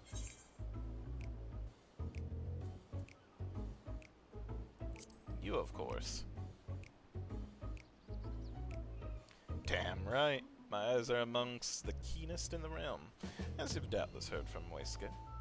In pure marksmanship, none in limbs are the Admiral's equal. Yet Merweb is ill-suited for a supporting role. Not for lack of skill, of course, but rather... Come to think of it, there's something you should know. Follow me.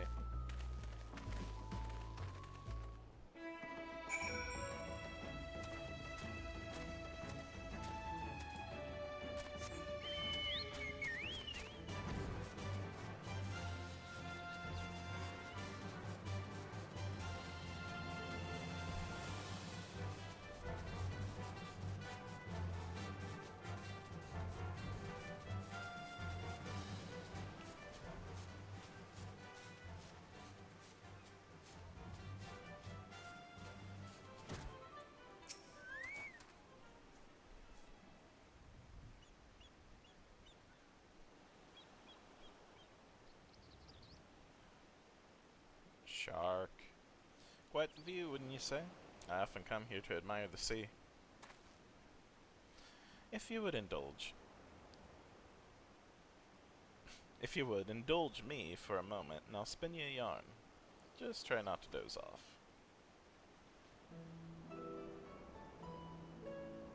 Back in piracy's golden age, the League of Lost Bastards ruled the Rotano. I was one of them, as was Merwib. We were led by none other than our old man, Blowfishin, most feared captain on the high seas. Feared by his enemies, that is. Stern and unforgiving though he was, he took me under his wing and showed me the ropes.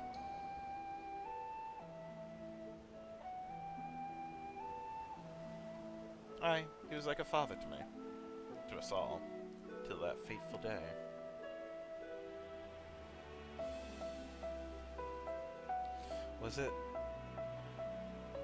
Was in the year 1562, the 6th Astral Era.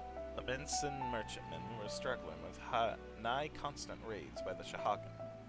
Around this time, Bofus had yielded the day-to-day leadership of the bastards to Merwib, his pride and joy. She was still growing into the role, though, and everyone knew the old captain was still calling the shots. Old Blowfish had a noble streak, he did. Ordered us to defend the traders from the fishbacks. Merwib led the effort, and we fought day after day to keep the seas safe.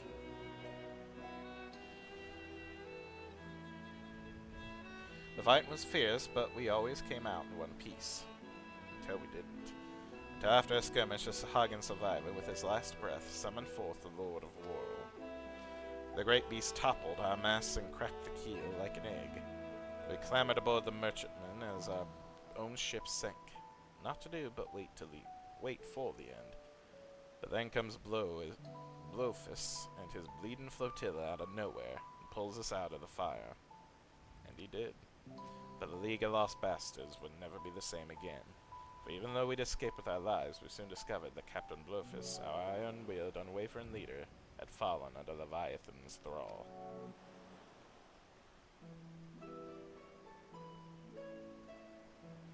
Of course, in those days, we didn't know much about drowning or tempering.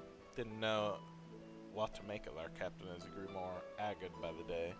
His words devolved into crazed rambling. Then one day he vanishes, taken off with half our men. No. Not long after, a band of pirates calling themselves the Serpent Reavers began taking prizes in the Indigo Deep alongside the Shahagan. At their helm was none other than Captain Blofus, who'd cast his lot with the Fishbacks. Merwin knew what had to be done, and to her credit, she didn't shirk from the deed. She acted quickly, sneaking off under cover at night with a skeleton crew without so much as telling me. Of course, that didn't stop me from stowing myself in the cargo hold, joining her on the voyage. She was none too happy to see me at first. Wanted to leave me out of it, she said. But seeing as I made myself known when she was struggling to fend off a horde of reavers and fishbacks, it wasn't hard to win her over. Her twin muskets fell one after the next, and my sharpshooting kept her safe from afar. We cut a path to the center of the isle. It was there we found Blowfish, or rather, the miserable wretch he'd been reduced to. All bones and skin shriveled in a tangled mat of white hair, eyes bulging from his head like a fish as he prayed to the Lord of the world.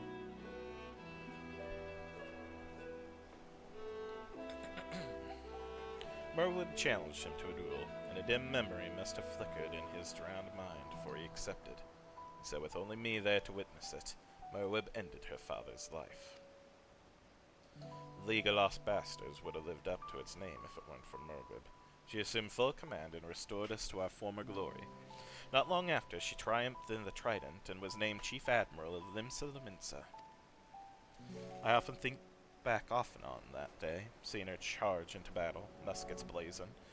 Might seem reckless to some, but that's how Captain Blowfish taught her, and she knows no other way.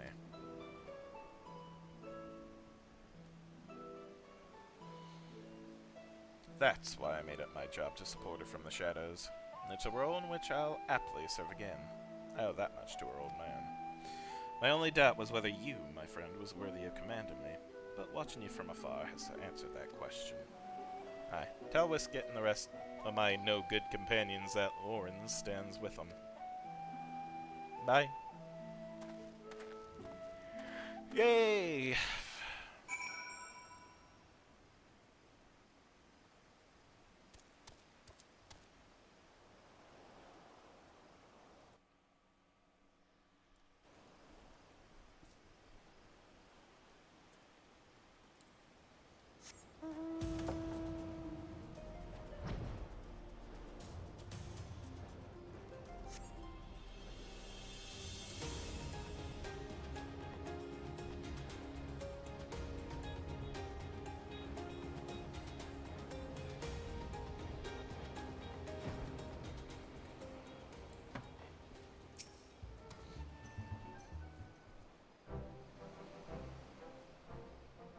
Did Lorenz show himself?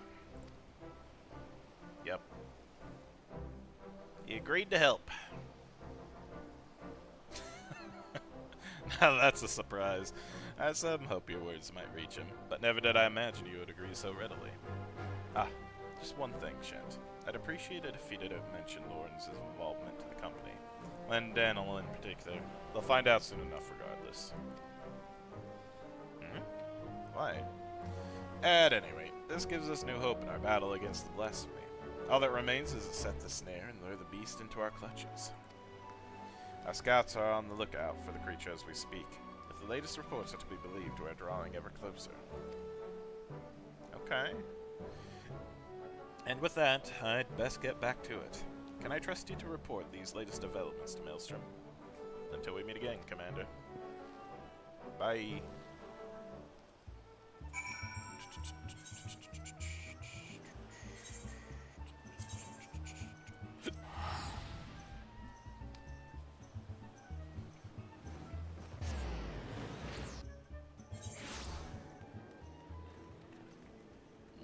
Alrighty then.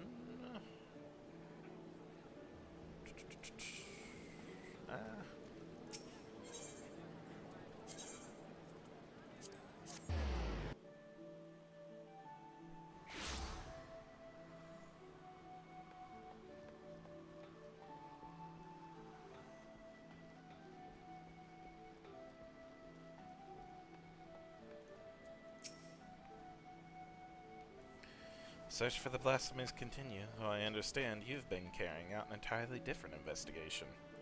Yep, True.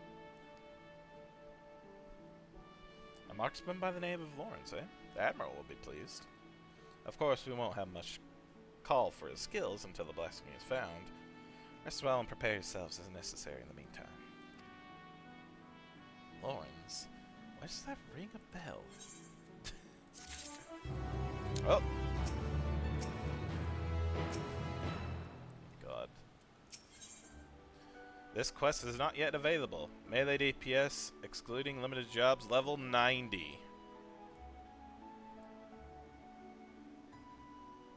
I'm 1 level away. Well... How much do I need? I need more than the high-level dungeon is gonna give me from the roulette.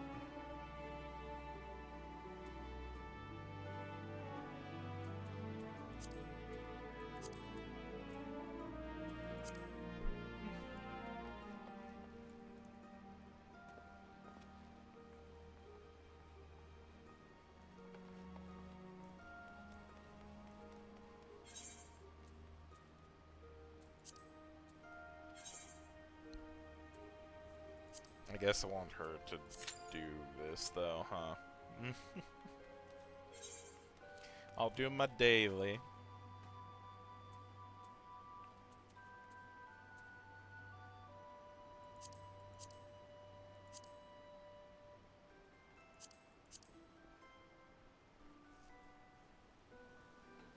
I could also do the main scenario. That gives quite a bit of experience, too.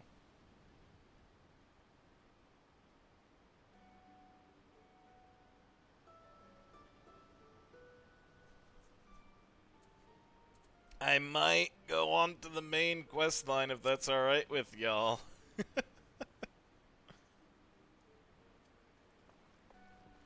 If y'all still here, that is.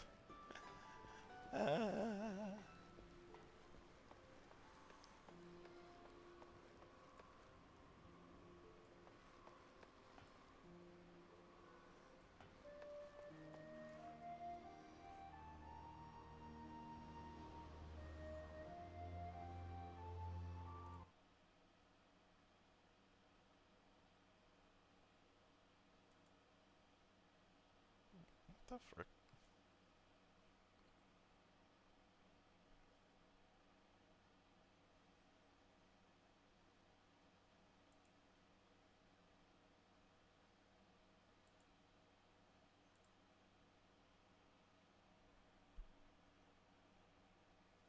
Okay.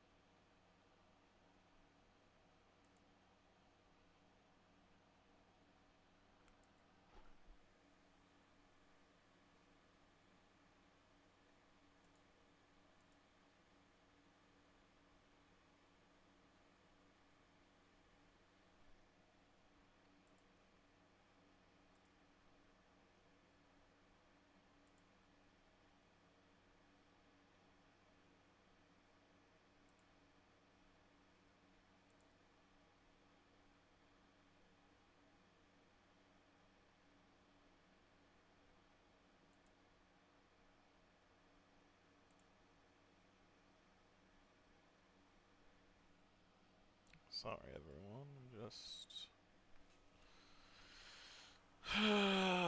check something. Sorry. Please give me a moment. Sorry.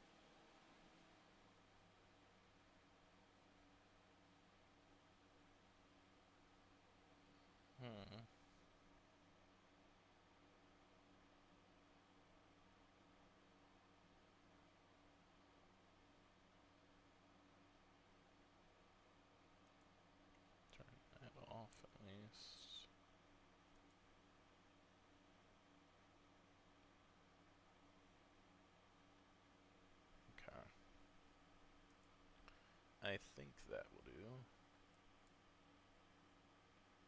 Cool. Alright. Sorry, everyone. And oh no, gosh darn it.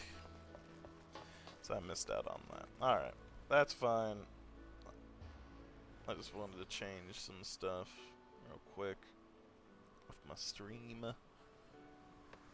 Did more of a shield mode so it blocks some certain bots.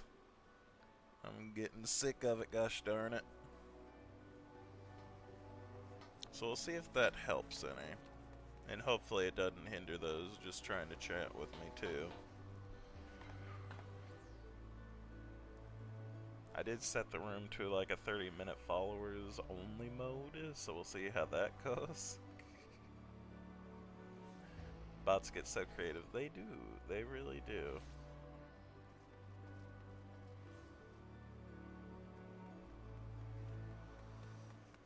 I might turn that part off, the followers only mode, though. Because I do want new people to chat with me, even if they're not a follower.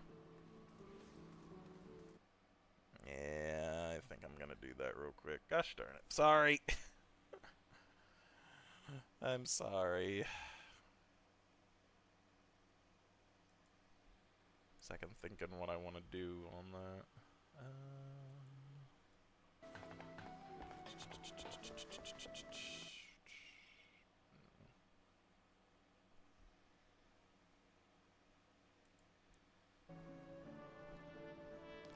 No, game.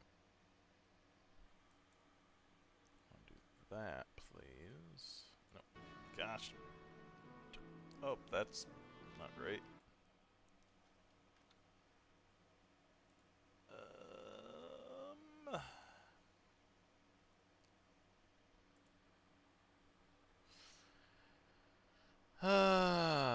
Boop. I'll turn that off. Because again, I did set up the shield mode better and ban some certain phrases. So we'll see if that does better.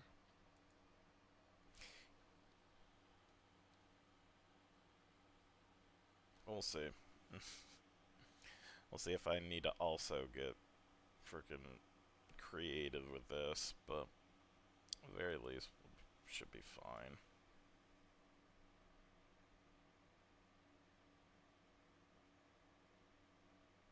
Alrighty. Sorry again. Alright. So yeah, I think I'm gonna go ahead and head now to the first. We can get started with the main story quest, since I need to be level 90 to continue on.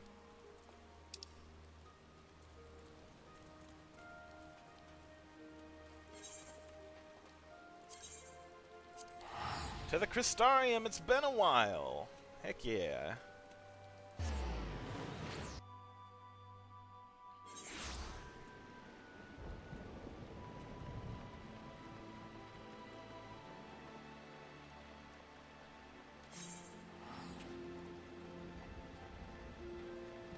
By the time you hear this, the Minstrel Wanderer. Oh, it's the Minstrel Wanderer. Also, there's a level 80 quest. Ah, materia. I don't really need that right now.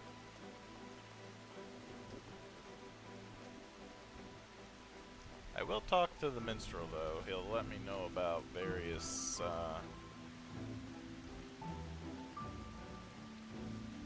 probably trials, right? As a sinner of the world, you must surely have all manner of exciting experiences to share. I pray you regale me with your finest, that it may inspire me to write a song that shall echo in eternity. Talk about Titania. I am all ears, Shent.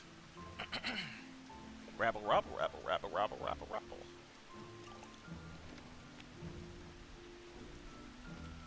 Most esteemed of all faithfolk, the venerated ruler of the pixies and kingdom of rainbows. What tragedy for Titania to go forth in defense of their subjects, only to be corrupted and transformed into that which they fought to defeat. The mad monarch, once beloved, then feared, and finally set free. There, 'tis done, and you shall be the first to hear it performed.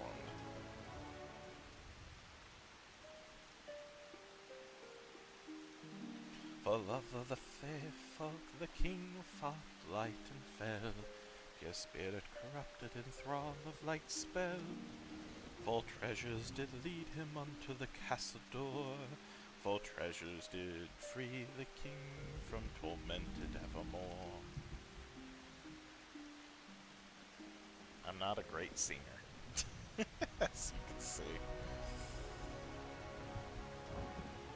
You can only imagine the horror that must have gripped Titania in the moments before the transformation was complete, knowing that the very people you had sworn to protect would soon suffer and die by your hand.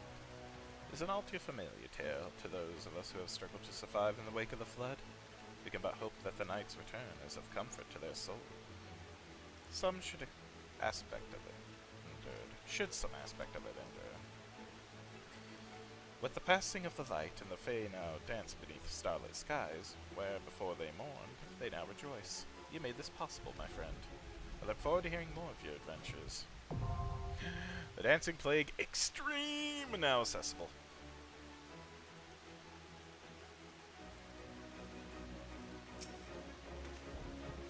With the center of the world, you must surely have all manner of exciting the innocents.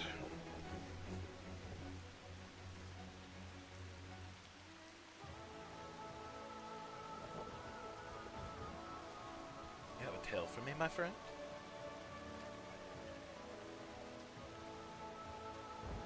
Did you hear this one? The benevolent savior, would lord over paradise itself, the only ruler fit for a stagnant monument to hedonistic excess, Lord Vothry. But of course, he would claim the title of innocence for himself in the end. I cannot speak to whether or not he was a monster as a child, but I can sing of his monstrous deeds and what became of him as a man.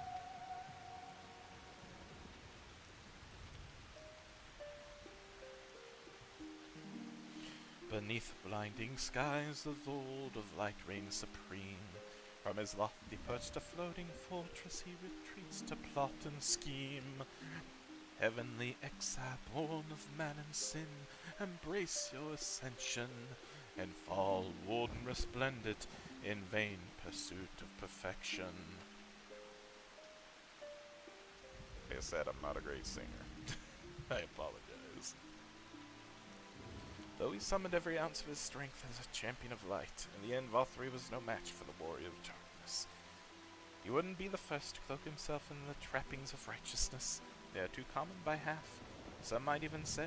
Nevertheless, I hope his example serves as a reminder of what evil men can do in the name of so-called good. You and yours did well to lay him low. No doubt you will confront other villains in the days ahead, and I shall be most eager to hear your full account later. The Crown of the Immaculate Extreme, now accessible.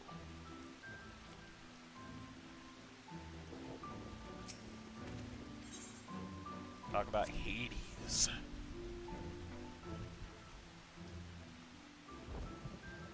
Ah, yes, as Yoshi or P. Yoshi. Hades.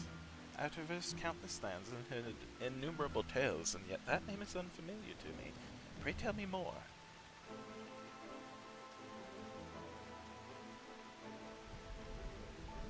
The very man who flooded this world in light, that its extinction might bring about the rejoining he sought, an Ossian who lived 1,000 lives in pursuit of the single-minded goal, until he fell at your hand. There's a part of me that cannot help but feel that it is not my place to tell this man's story, to sing of the ambitions that spurred him to wreak such wanton destruction, those that compelled you to see that his dream would die in vain.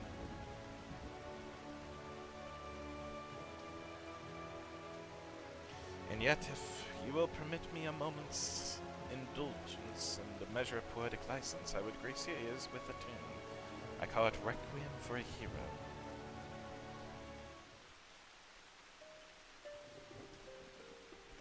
Some land lost to memory, though aeons did he strive, dark mask he wore, fell plots he hatched to keep faint hope alive, until the day, that fateful day, when shadow clashed with light.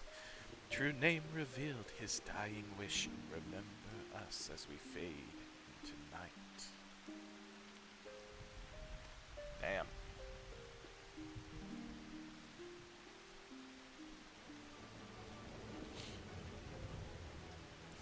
A most challenging subject to put into words indeed, yet I can take some small solace in knowing that the entirety of the tale, in all its tragic and terrible glory, will live on within you. I must say, I find it quite fascinating how this Emmett Selch chose to reveal his true name on the verge of the battle that would prove to be his downfall. I'm reminded that the Knights Blessed have a similar tradition, in which they conceal their true names outside on rare occasions, such as funerals. What significance might the act of announcing his true name have carried for him? A matter to ponder, perhaps, should you wish to fully grasp the nature of your foe, of the shadow to your light.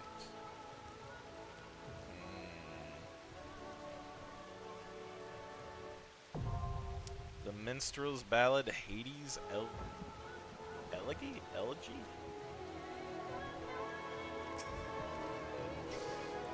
And finally, talk about the Warrior of Light.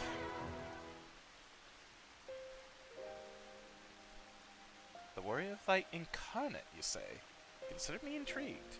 Pray tell me this tale.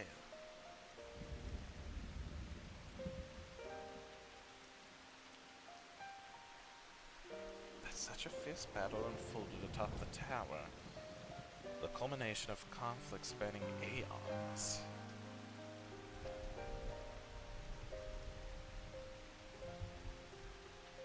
And by your hand did you strike down this Elidibus, thereby putting an end to the Ascian menace. Had you not prevailed, we would not be enjoying the peace which we now have. We all owe you a tremendous debt. And yet I cannot help but spare a thought for the defeated.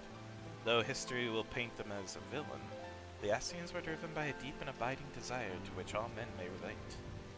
When one imagines the anguish and sorrow they must have felt, victory seems to lose its savor. Aw, true. So such thoughts trouble even he who dealt the felling blow. I'm neither a philosopher nor a leader, just another minstrel. So pray allow me to speak of it in a language that is near and dear to a minstrel's heart. Love.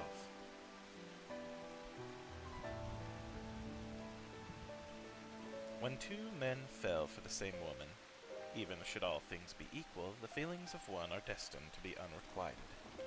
Thus is there never a shortage of the broken-hearted drowning their sorrows in taverns, and ne'er an evening goes by without me being called upon to sing mournful ballads of love's lost.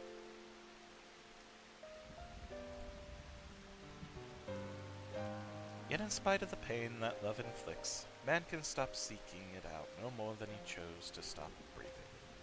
Nay, he will never cease to struggle to find love, no matter the weight of sorrow and regret he bears. The yearning and desire drives him on.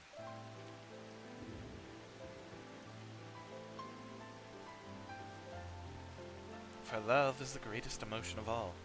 It is a veritable force of nature, transcending reason as it moves us to action, causing old wounds to tear open anew again and again and again.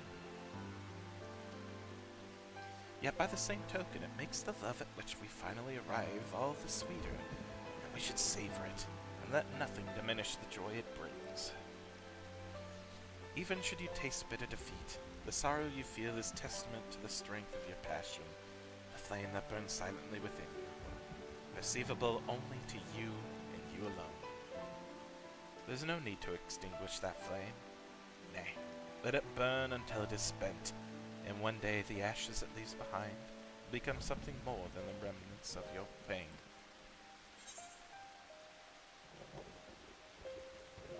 I understand, I think.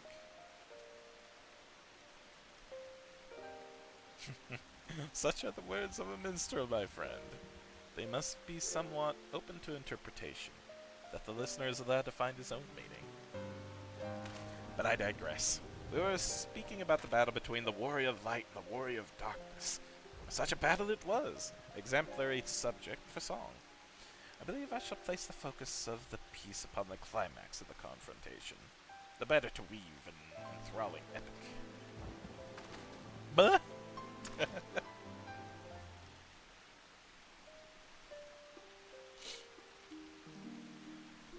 The epic of two heroes, one arrayed in light and one clad in darkness.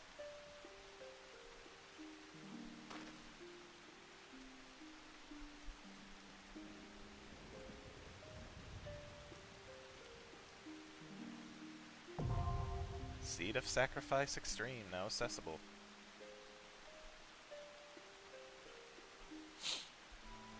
Alright. Cool, Mr. Piyoshi.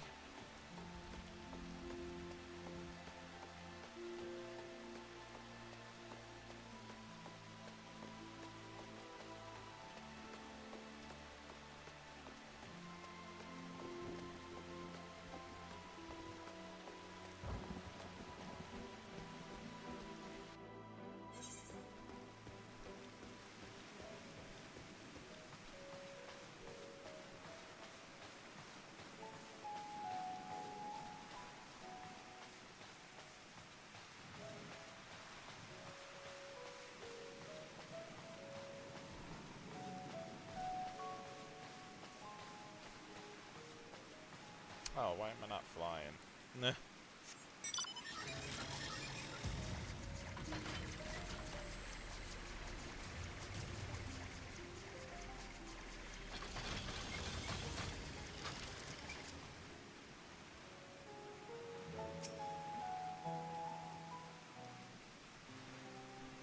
Yo, long time no see. Shen, you're returned.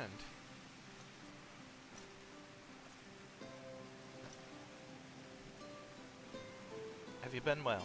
You and the others? No shortage of troubles, but we're well enough. Then things are much the same for you as they are here. My lord is doubtless enjoying himself.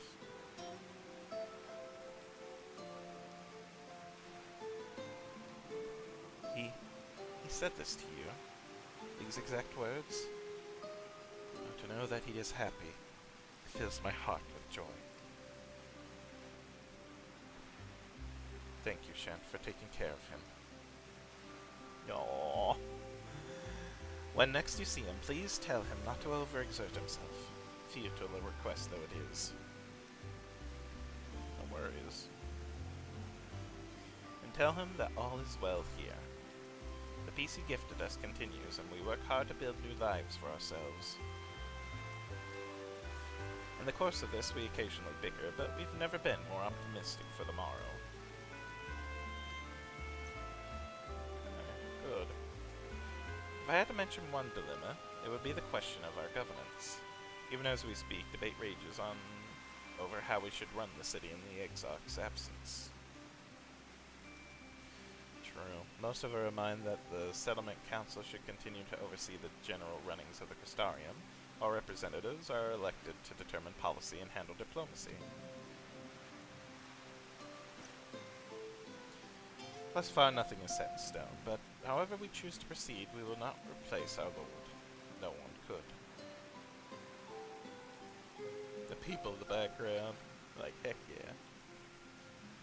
Now, to the main topic. Have we recently observed any unusual phenomena? No, I cannot say there have been. Curious that you should ask me this question, though. Some days ago, Rin came and asked the very same. She was rather unsettled, in stark contrast to how cheerful she has been of late.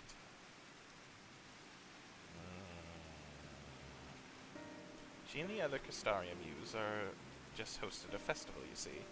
It proved so popular that there are already plans for another celebration, one much bigger than the first. But her preparations for the festival and the restoration of the empty, she struck me as happy and full of life. So when I saw her in a state of such worry, I couldn't help but feel worried in turn, especially since she wouldn't tell me what troubled her.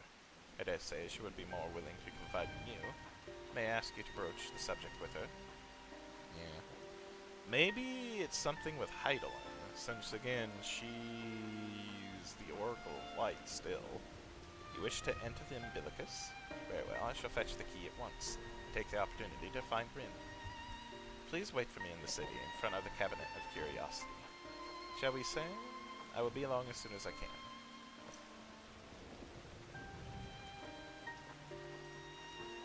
Alright.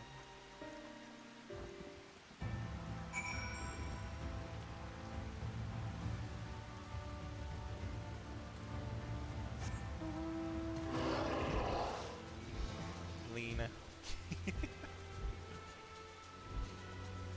I like all the people of the first. They're good people.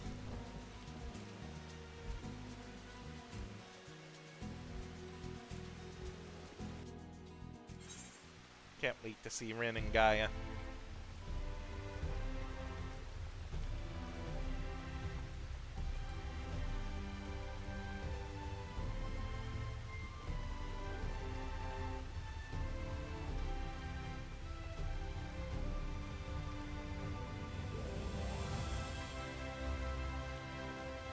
Can't actually use naive for that. Kind of dumb.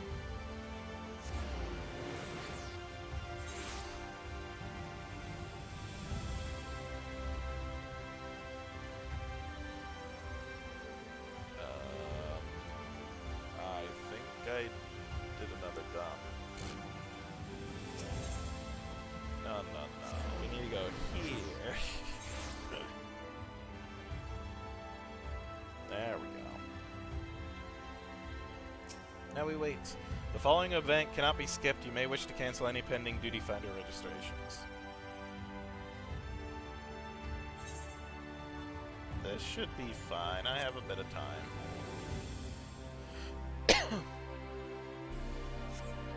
Here we go.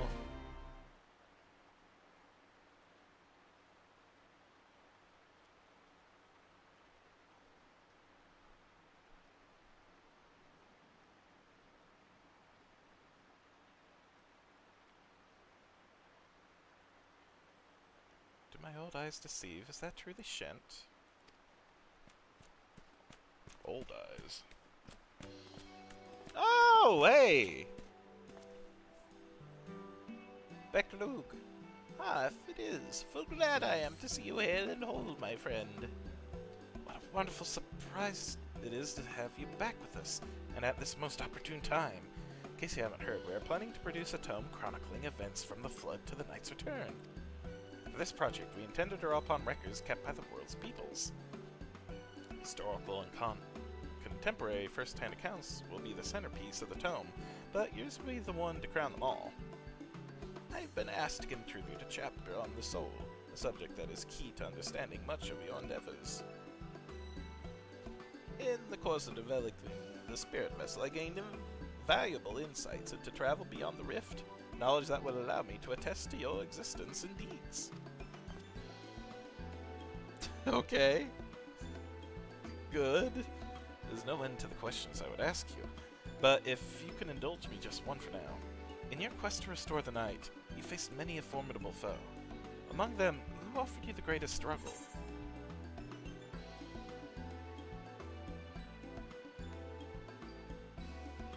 Honestly, Hades. If we're talking just about like the fighting and everything, like the dungeon battles, honestly, I still say Hades. But again, it was Emmett and his plans that eventually, like, was the culmination of Shadowbring. I mean, come on now. It was Hades, bore the burden of his people. Ah yes, Hades, you sought to resurrect his ancient brethren. He was the final obstacle in your quest to restore the night. Your battle in the depths of the Tempest, the stuff of epics. Yet, compelling as it is, I worry that mere words wouldn't do justice to that fateful confrontation. Now that we would think to omit it entirely, of course. No, at the very least, we will impress upon readers that it was the climax of your hero's journey. I know we'd love to talk his ear off, Morin, but we really should be on our way. Those documents from Yilmore won't collect themselves. Of of course. And afterwards, would you care to join me for tea? I was hoping you might clarify a few points in your treatises. Till next time, then. Do tell the others to look after themselves. What's with the smile, Lucian? What did I do?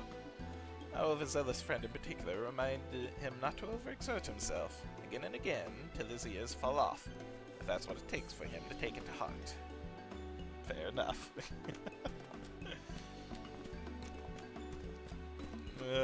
What'd I do? Did I just make a choice about something? I think I probably did. Uh-oh.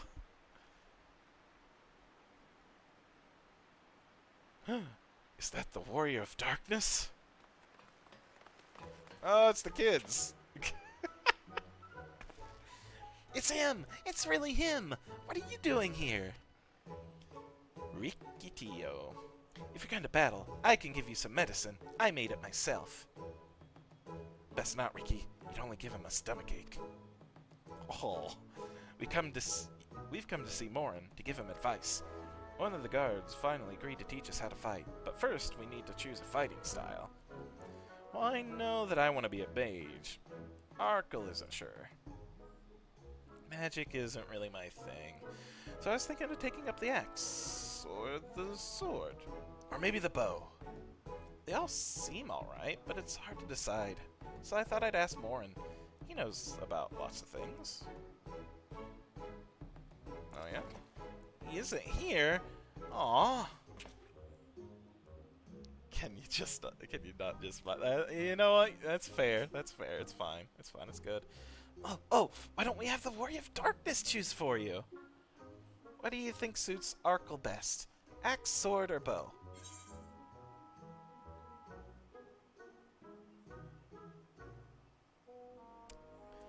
You know what? I'm gonna honor Ardbert. Plus, again, my first main class was an axe wielder, so you know what? Smiting your opponent, the axe. The axe? If you took up the axe, you could be just like... Ardbert, the Warrior of Light! Yeah! I love that tale. Let's borrow the book today. It's really popular, though. I hope it's still there. Thanks for helping me decide, Warrior of Darkness. I'll start with that style, and maybe try something else later on. Fair. Do it. Honestly, experiment, dabble in things, see what you like. When I get really strong, I hope to have a bout with you. Alright.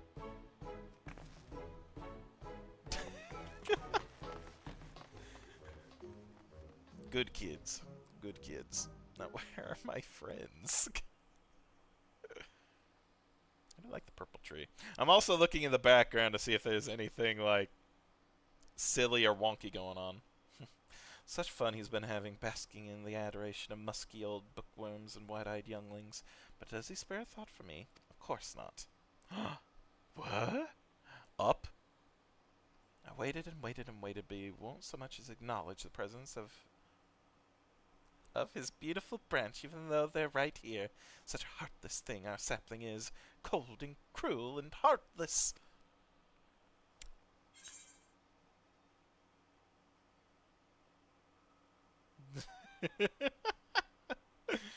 Oh, Fael, I need you? Oh, faithful Fael, loveliest of branches, how I have missed you. You have more important things to do, Your Majesty. How I have missed you! If you truly missed me, you should have cried for me at the top of your lungs the instant you arrived. To make up for it, you will call me twice the passion next time, though for there to be a next time, you've some few struggles to overcome. So, my adorable sapling, the world is on the verge of destruction, is it? like, what? You know? How do I know? Joined as we are, spying on you is as simple as sliding down the back of a rainbow. No, I didn't realize that, but she could just, yeah, like she said, spy on me whenever she wants.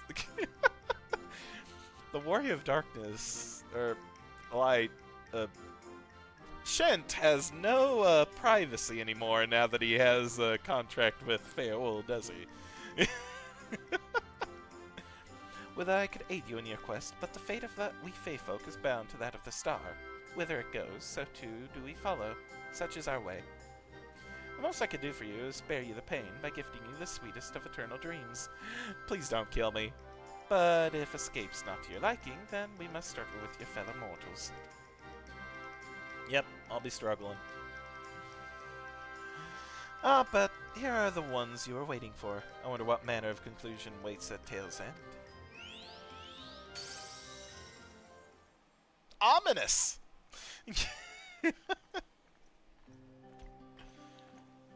Finally! Oh, where's Gaia? Usually you two are close to the hip. My apologies for the delay. Shent, it's wonderful to see you again. You doubtless have much catching up to do, so I shall leave you to it. I've taken the liberty of unlocking the umbilicus, and you may enter at your leisure.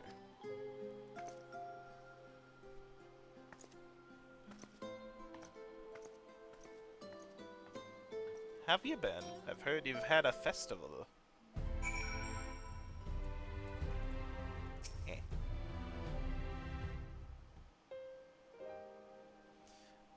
I'm relieved to hear everyone is well.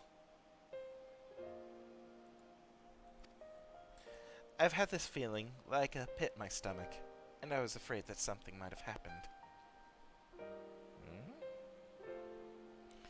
Maybe I'm overthinking things, but it's just that...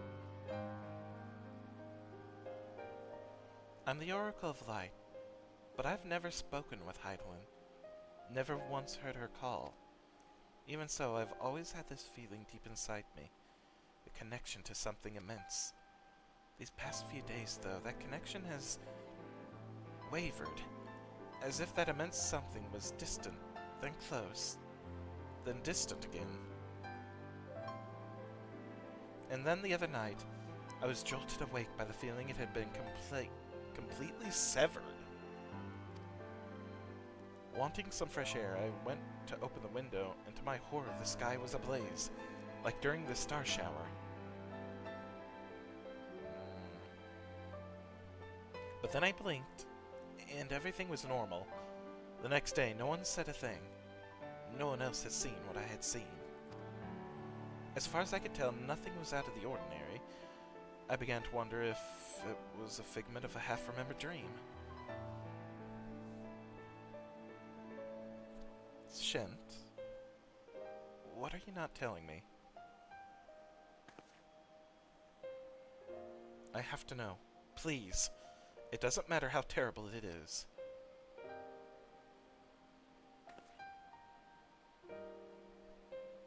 Well, the thing is, there's this thing called the end of days.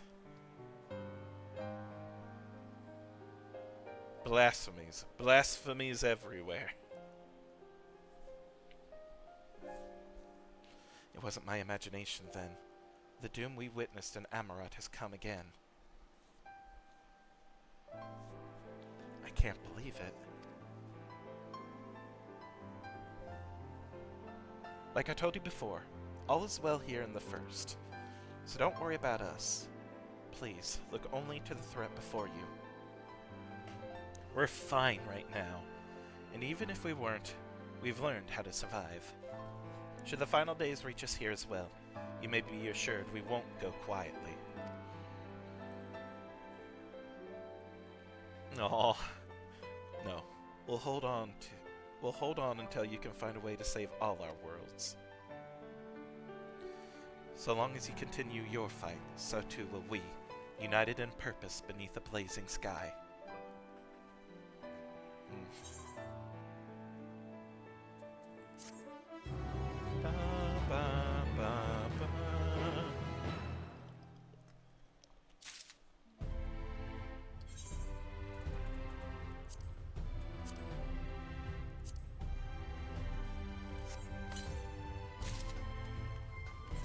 Manganese War Scythe. It is better than the one I just got from the most recent raid dungeon. Okay. How does it look? Oh, actually though, this match is a little bit better with my outfit. The black, the silver, and the gold. Okay. You know what? Never mind. I'm fine with this. And I'm gonna remember this if I keep this outfit on for the rest of the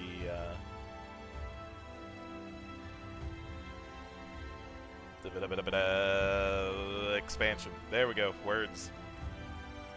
Cool.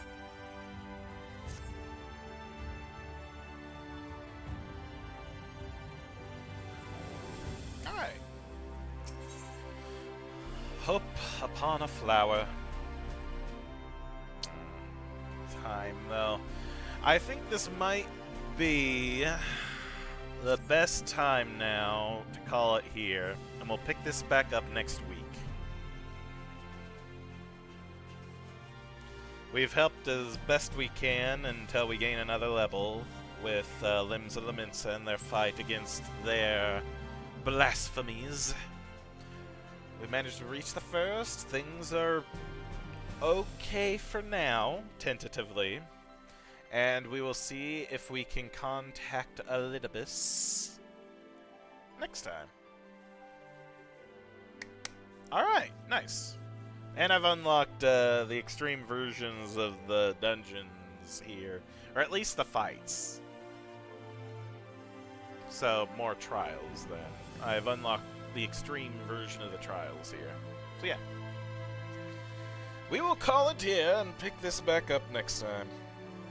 Thank you. I'm glad that you can make it, Lucian, and I hope that your work trip goes well. Also, thank you, Vanilla, for stopping by and chatting with me too. I appreciate it, of course. You both have been the best. I didn't end it. Well, I did do most, again, well, most. A large chunk, as far as I know, of the limbs and stuff, so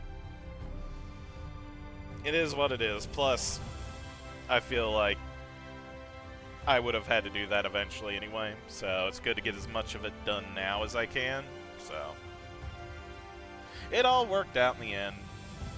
Sorry if you were hoping I could get more. Again, I know today's been a little wonky for you. All that debate was for nothing. Nothing. I'm sorry.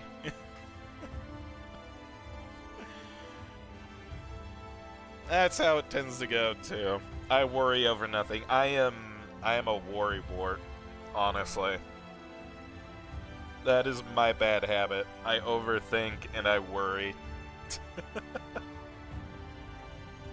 I get stressed easily. As you can see me just playing this freaking game. What? I get stressed easily? No.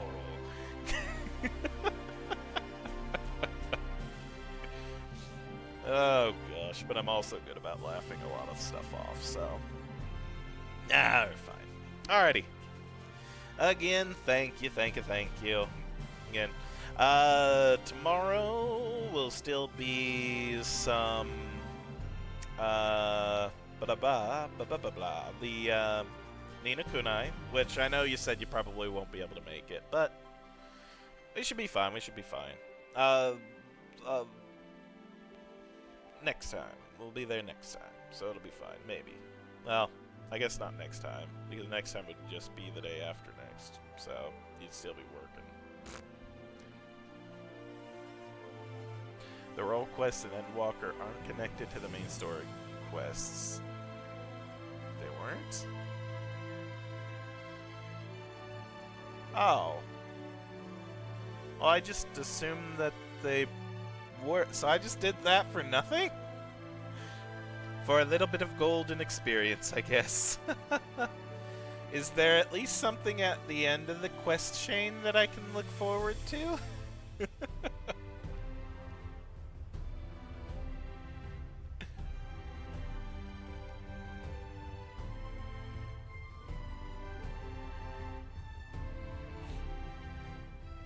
Should have let me know. I could have just done the main story quests.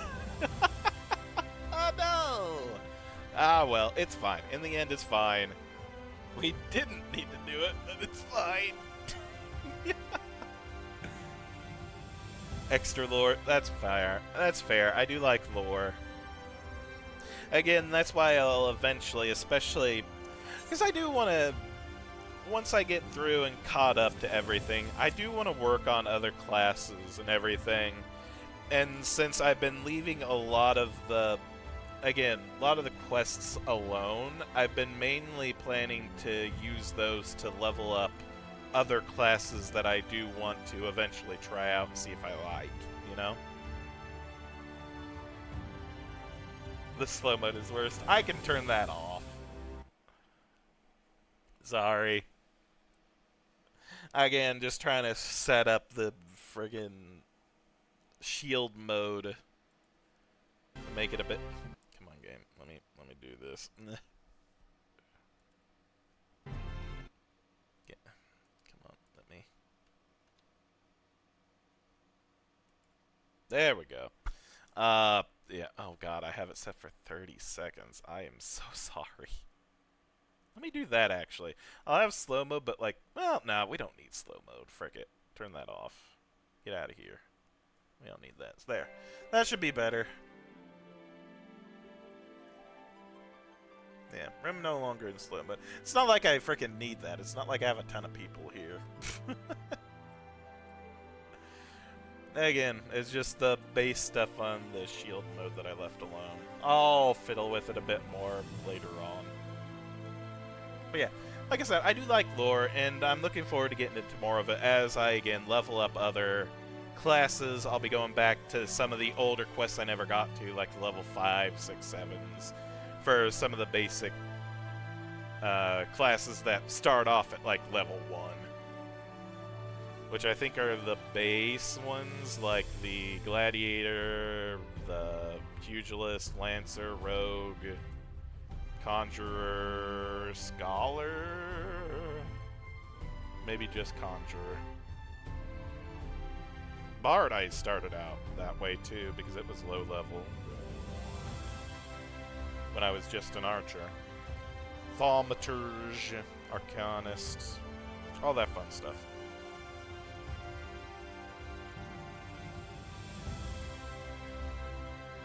Oh, that's cool. I mean, that's not too bad to get to dye artifact armor. And again, I eventually want to get better glamour. Make myself look cool. As is the main aspect of the game. No. Trying to look cool. Again, this isn't bad, but I can probably find better. I just need to look up where to find some of the pieces of gear that I want.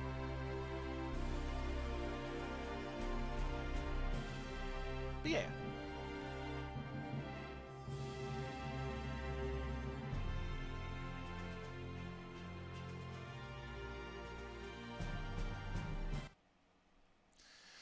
To say yesterday that the road quests in Nidaba weren't as important as they were. And true, but I still expected them to be like...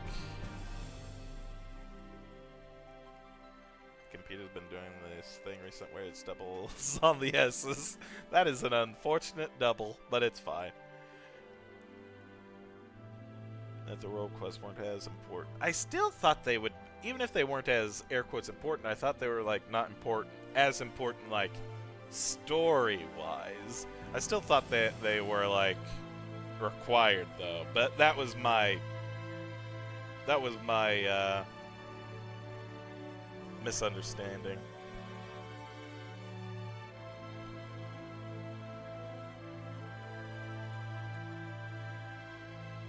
It's fine though. But like I said, and again, once I do get caught up, I guess. Again, I still want to stream this. I guess I'd just be streaming my levelings of the various other roles, I guess. Although, I still feel I'll probably do all of the, Disciples of Hand and Land, in my own time if I ever want to do that. Because I don't know if people particularly want to watch that.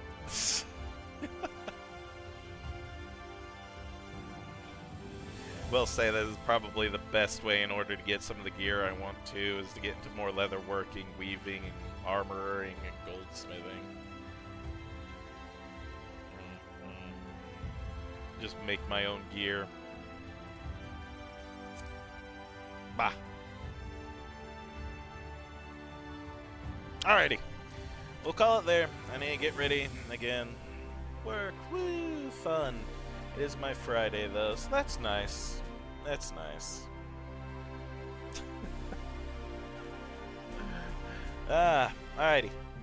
So thank you again, Lucian. Thank you, Vanilla. I appreciate both of you.